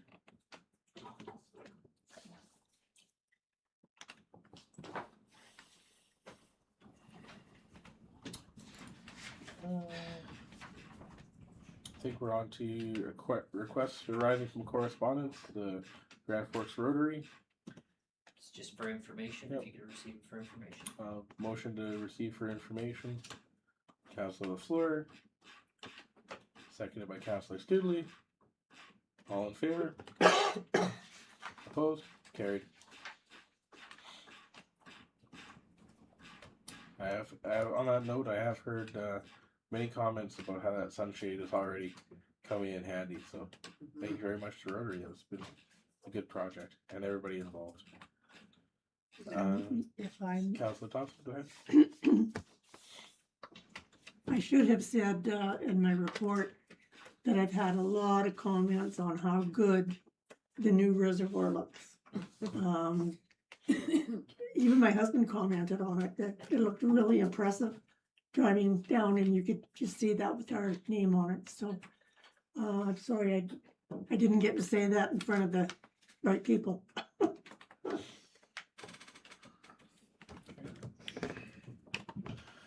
Okay, moving on, our next item is the electrical equipment for James Donaldson Park. CEO. Sure, I can Yeah, introduce it. introduce please. Yeah, so through you, Chair, this is a request from Mr. Verabioff to purchase some electrical equipment that originally was installed over at JD Park and is now currently located on his property over on 68. The electrical equipment is, in general terms, a couple of transformers, I believe 3 transformers, and a CCAN unit that's housing a switchgear and some other breakers and components, and was used to power Canifest events and other events, different names I think over the years, but similar events to that capacity. And now you have a request from Mr. Verabioff to purchase that equipment for $5,000. Mr. Verabioff is available in the gallery if council does have questions and does pass a unanimous vote to allow him to speak.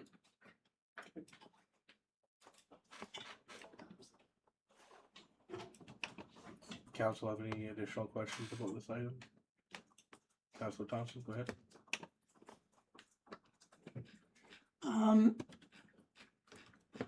Mr. Verabioff is being asked to pay substantially, or is he just asking to purchase it for?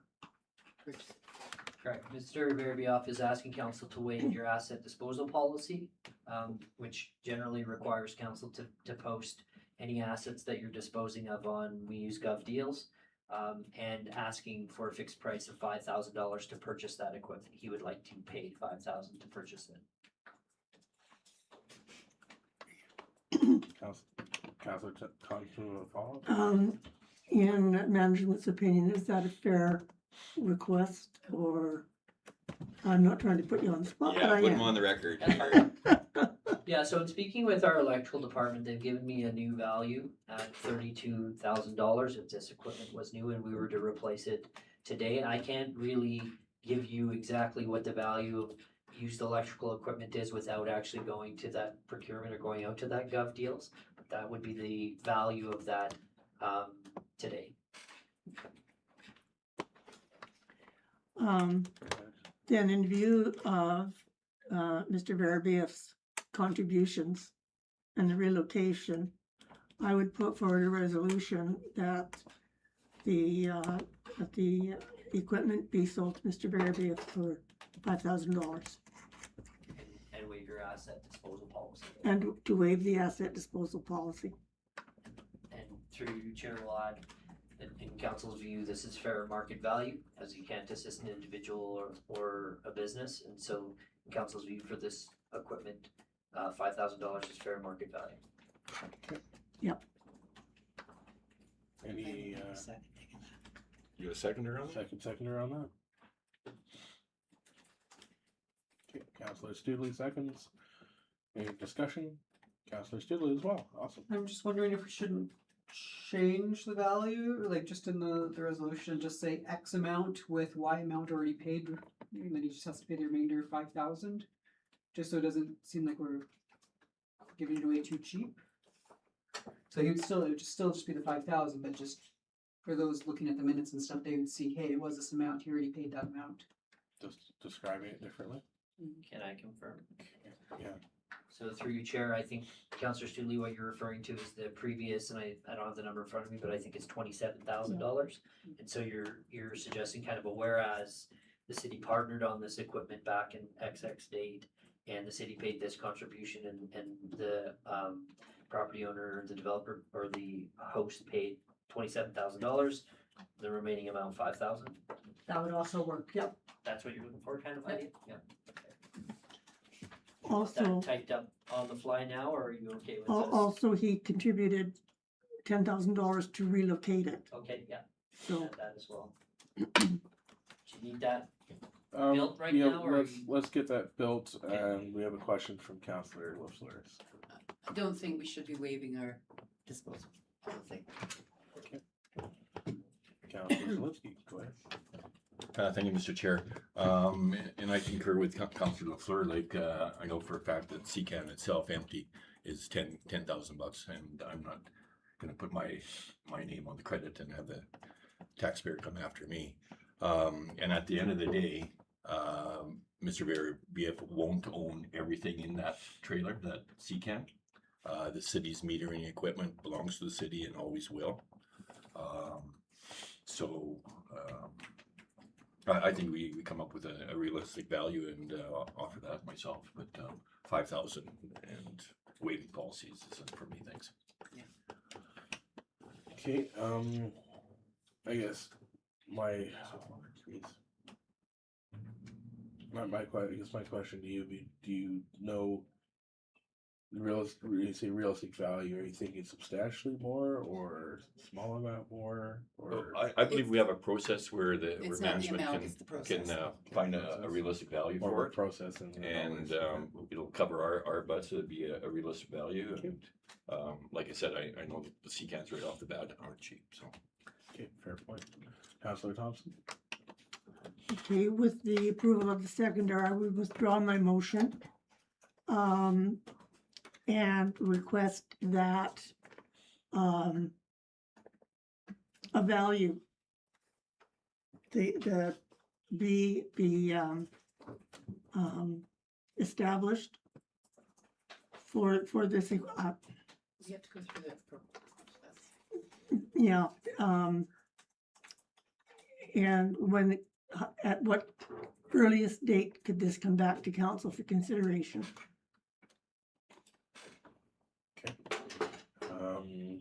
I guess while you're making that motion, Councillor Studley, are you seconding?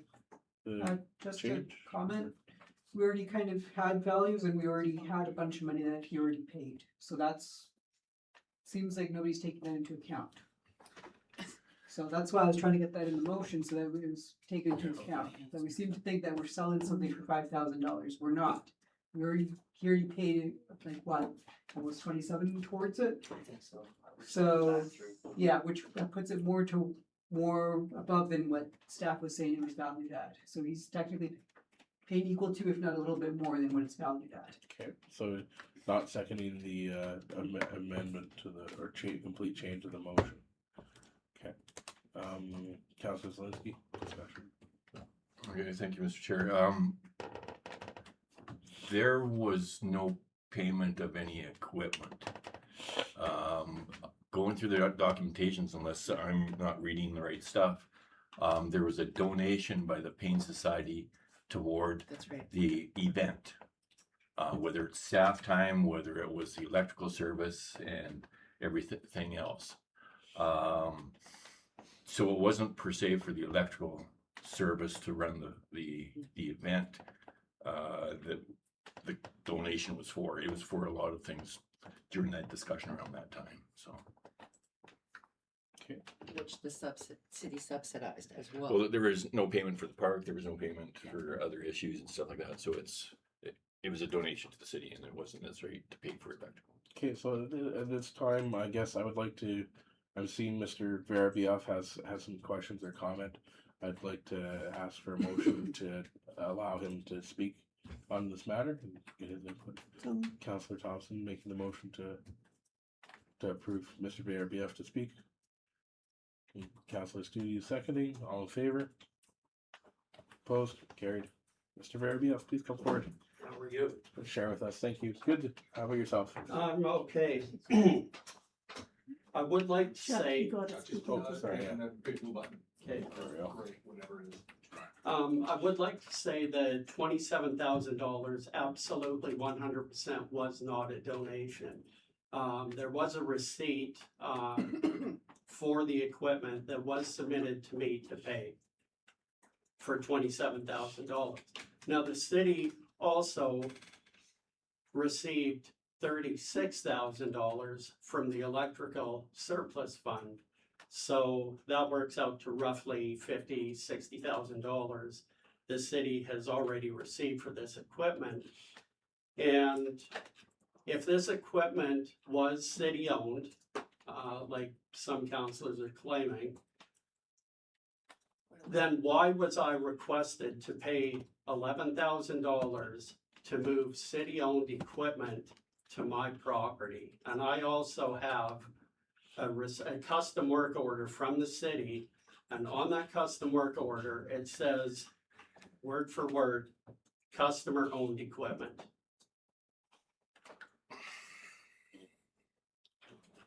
And in here, Yeah, it's I'll the city take owned. Yeah, I can answer that too. Yeah, I'll let Please. CEO answer that. And Councillor Zelinski knows a lot more on this particular topic than I do, as he was the manager or supervisor at the time.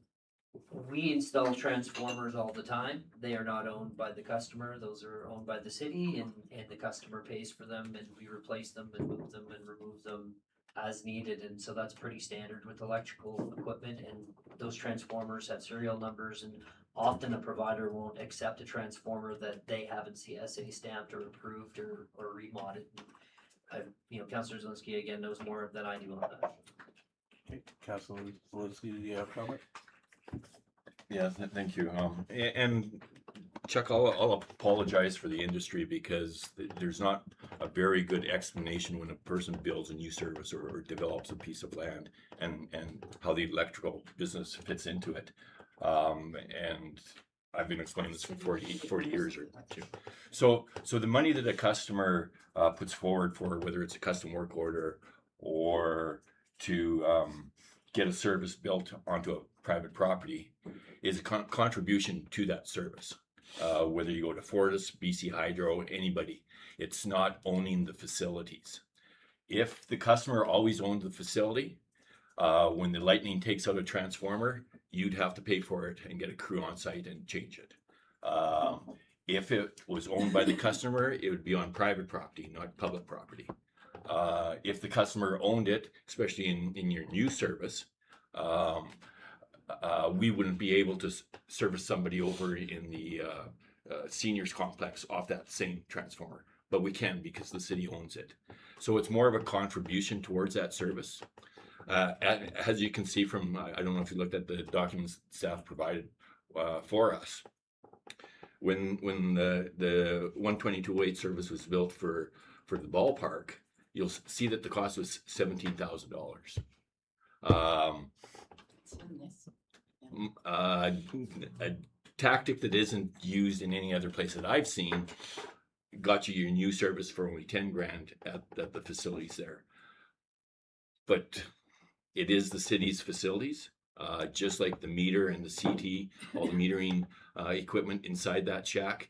It will always be the city's because we have to conform to Measurements Canada's guidelines and everything else. So unfortunately, yeah, it's not explained right, but you do not own high voltage services. In this memo. Okay. Okay, Mr. well, Yeah, go ahead. why then, the city asked me if they could move that equipment to my property. I didn't request it. Yeah, and I wasn't around then, That I so I can't couldn't figure tell you out. why. Yeah, see, everybody, nobody knows, nobody has an answer for me for that. But the city came to me, they asked me, they were doing upgrades at the ballpark where this equipment on the original work order, the equipment is meant to be exclusive to the ballpark. So I agreed to pay $27,000 for the upgrade to the ballpark. I didn't agree to pay $27,000 to have those transformers moved over here or to the new development or over there in a few years.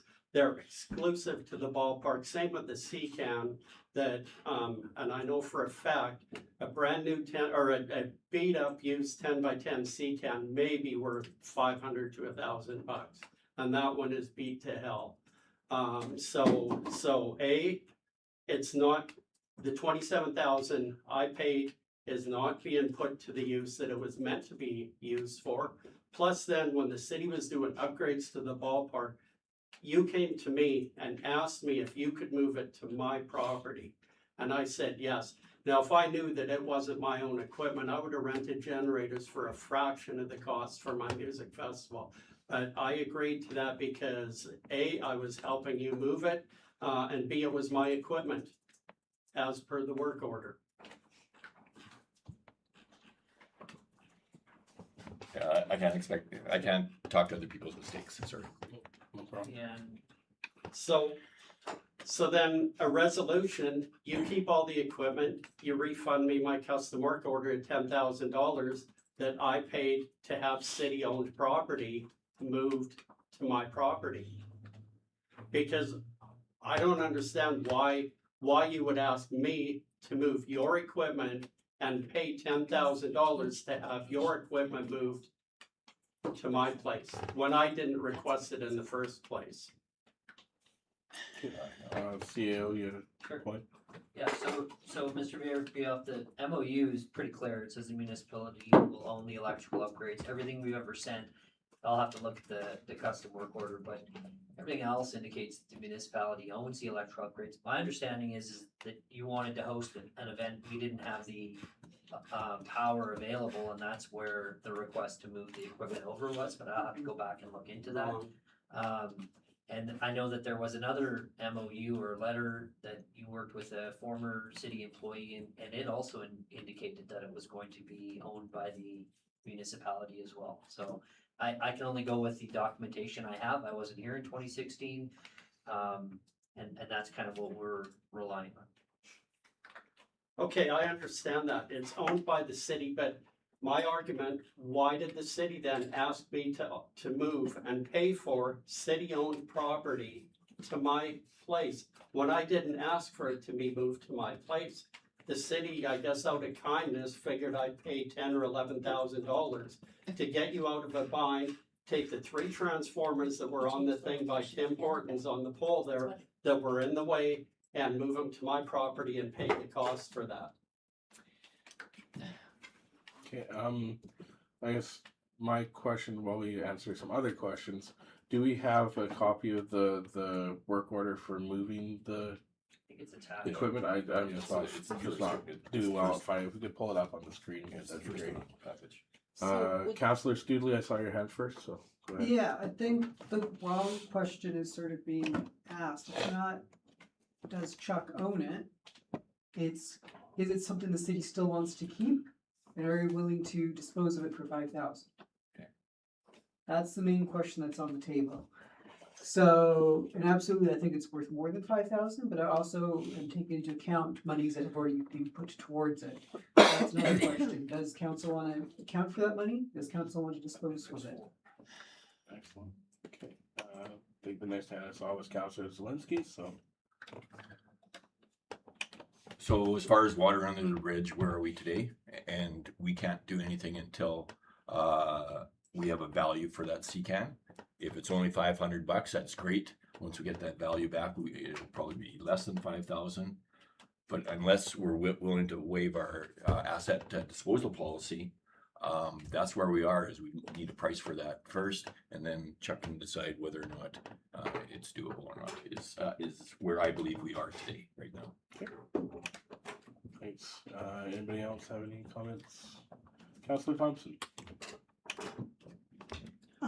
Can we defer a decision on this issue until we get the information that Councillor Zelinski is asking for, and just for clarification? And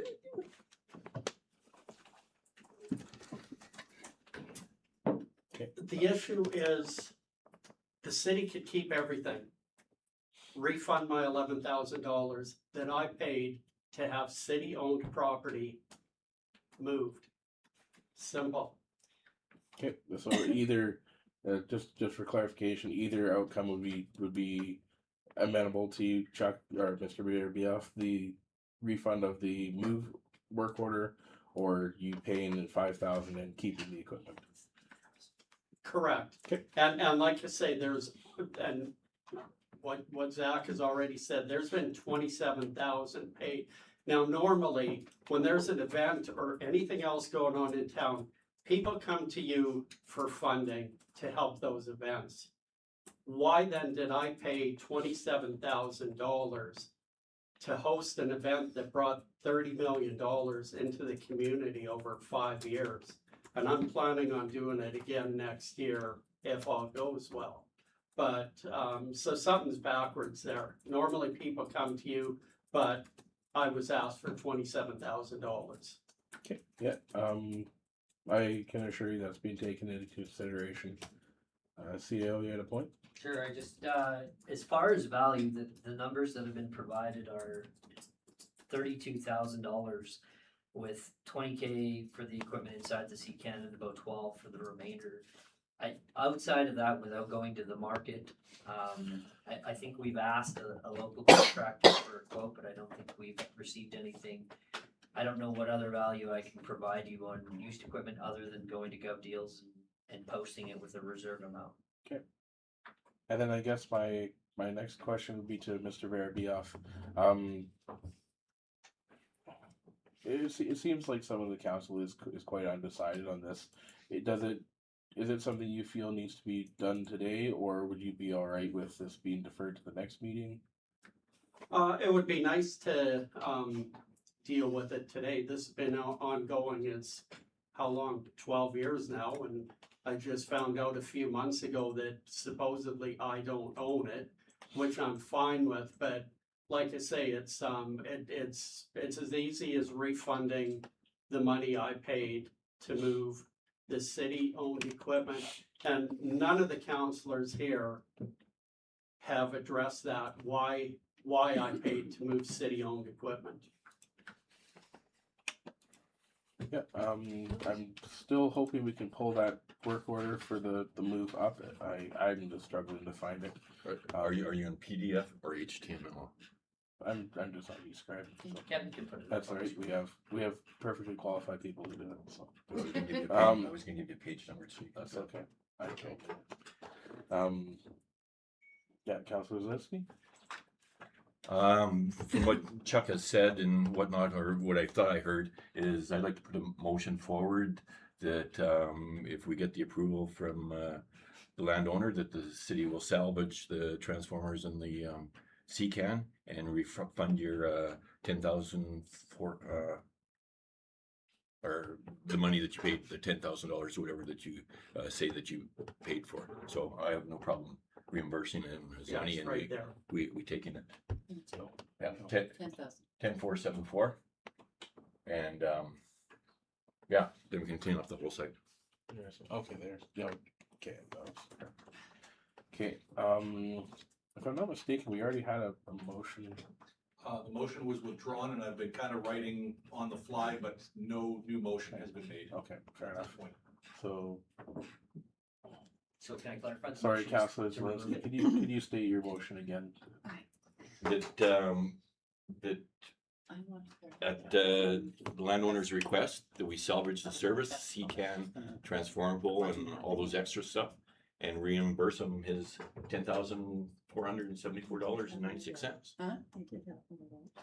Can I? Motion's uh, made, seconder, I'll second it.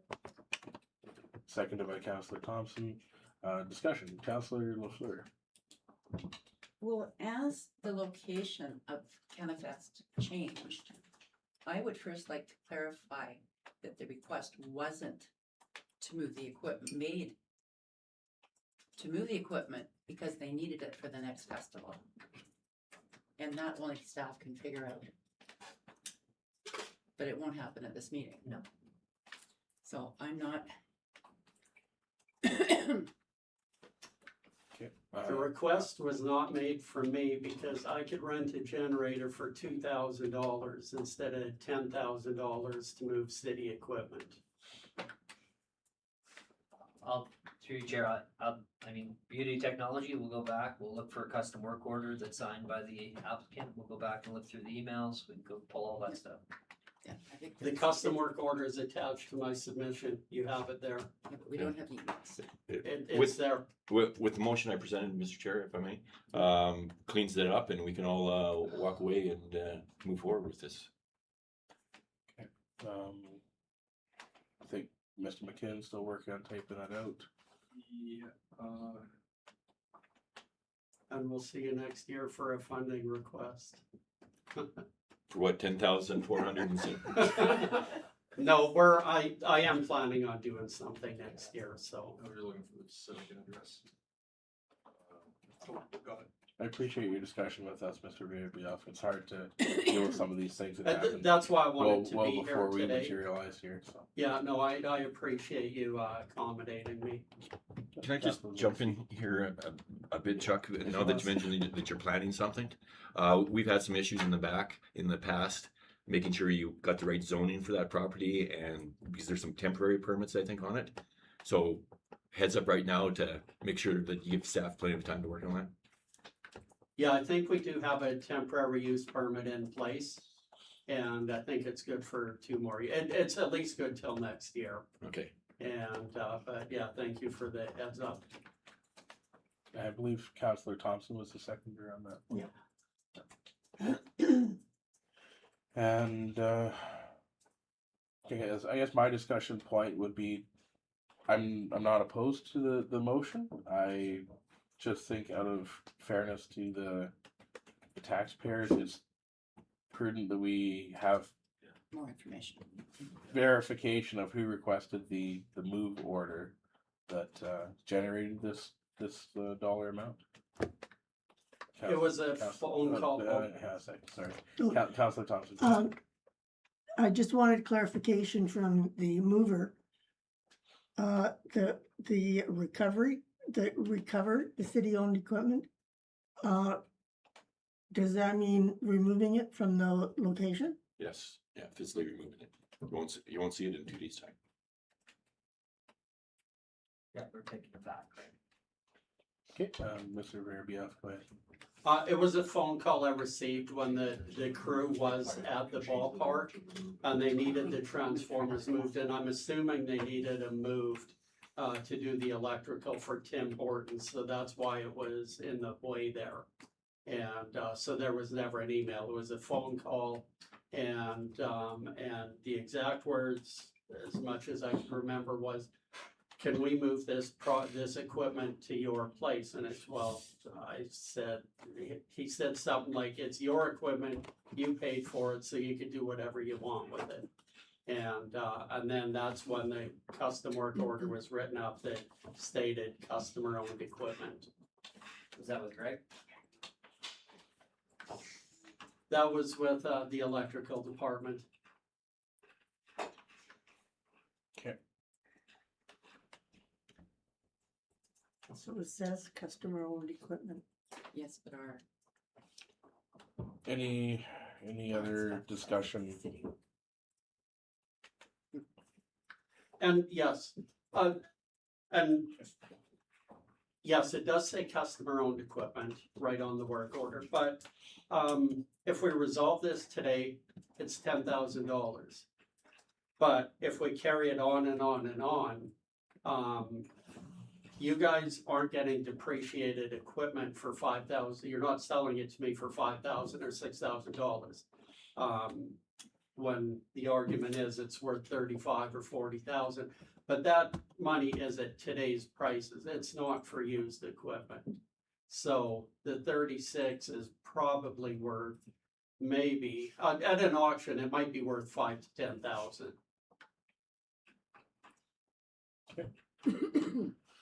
All right, I think we've discussed that. We have the motion in front of us.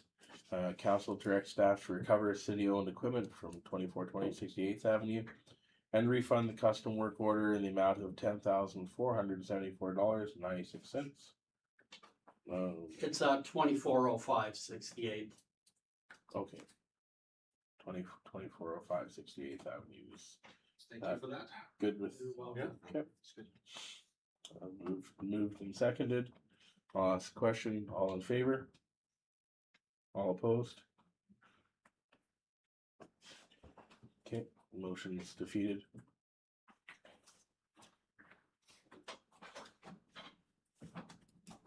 Any, What next? yeah, The 3 no votes, what's next? Is it still on our table? I myself, I'm more in favor of, I've heard no use case scenario for this equipment from the electrical department, from city staff. It's fairly purpose built for Mr. Verabios event. Yeah, that's not correct though. If Well- that's your understanding, that's not correct. I know you can repurpose electrical equipment for stuff, but long and short of it is we aren't planning on using it for anything in the near future. Is what I've In the electric department. is what I understand. CO. Can I confirm? Yeah, council OCO. Sure, so transformers, I think, could definitely use, in fact, I think we would use them down at the hotel. And the CCAN, I mean, as it is, we haven't had a request for that to put it in a specific location, but there are usable components of it, I guess, is what I would say. I think that's what Councilor Zelinski was alluding to.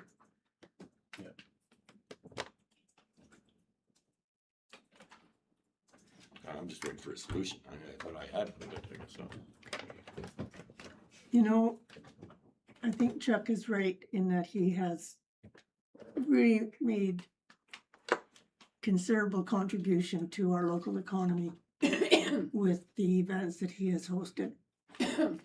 And that we can't work with him, considering all the investment he has made, is, in my opinion, extremely unfortunate. I guess that's all I can say. I'll make a motion and we can discuss. I'll make the motion that we proceed with the original ask of him paying 5,000 and change for the equipment, and it just becomes his, and waiving our asset disposal policy for this due to the extenuating circumstances of Chuck being a major contributor to the community with his events over the last few years, and this equipment, like I said, from my understanding, was purposely for those.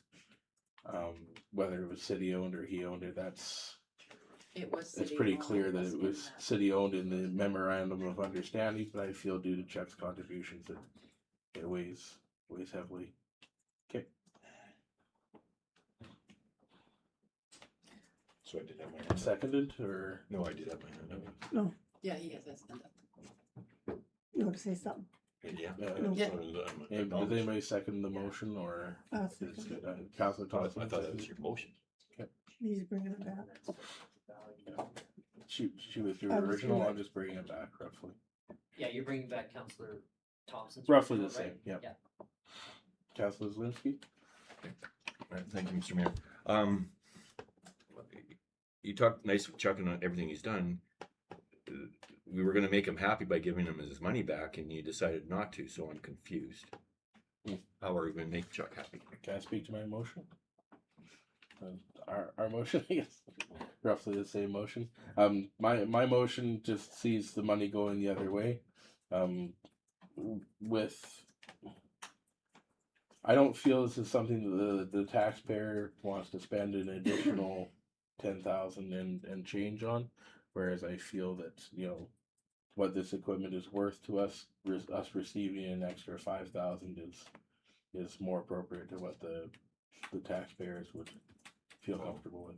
Yeah, I heard Chuck was getting some of his $27,000 back. I mean, 10 grand worth. That's all I heard. So. Well, My concern was the recovery of the equipment. That's why I voted against it. I do understand that we can potentially use some of this equipment. That being said, it is already a few years old at this point, and whatever we go to do with other locations, we can purchase new equipment. We have some in stock. Like I said, my point about my motion was that I don't feel the taxpayer wants to reissue a large refund. I feel that a small payment is more in exchange for the equipment, which Mr. Verbiov seems to have a purpose for. So, Councilor Thompson. Was Mr. Verbeef asked to remove that equipment that's what we need to prior clarify. to his request to purchase it? Yeah, That's what we so we're can. going back to 21, I think it was, or maybe, yeah, I think it's 2021 or 2022. You know, and I'm drawing from memory, and I do believe it was a phone call. I thought, it's just my own recollection, different than Mr. Verbiof's, was that it was a phone call to one of the members of our electrical department, and it was a request to move it over for the event. But that's my recollection. And that's what I want confirmed. It's not gonna be in writing anywhere, so that's short of, you know, me approaching the employee and seeing if they remember the discussion from 5 years ago. That's the best I'm gonna get. Because Councilor Fleury, you have a point? so the $9,000, we need to dismiss altogether, because that was his portion of contribution, just like we've asked the seniors to contribute a portion of what their ask is. But the location of those festivals, music festivals, changed. And I suspect that's why the equipment got moved. And it would be really nice if we could clarify that. And because we maybe can't clarify that, I think we have to go back to our disposal of assets policy and do things by the book.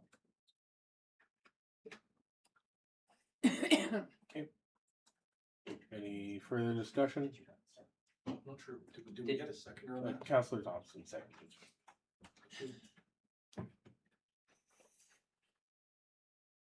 Okay, I'll ask the question. All in favor? Opposed? Okay, carried.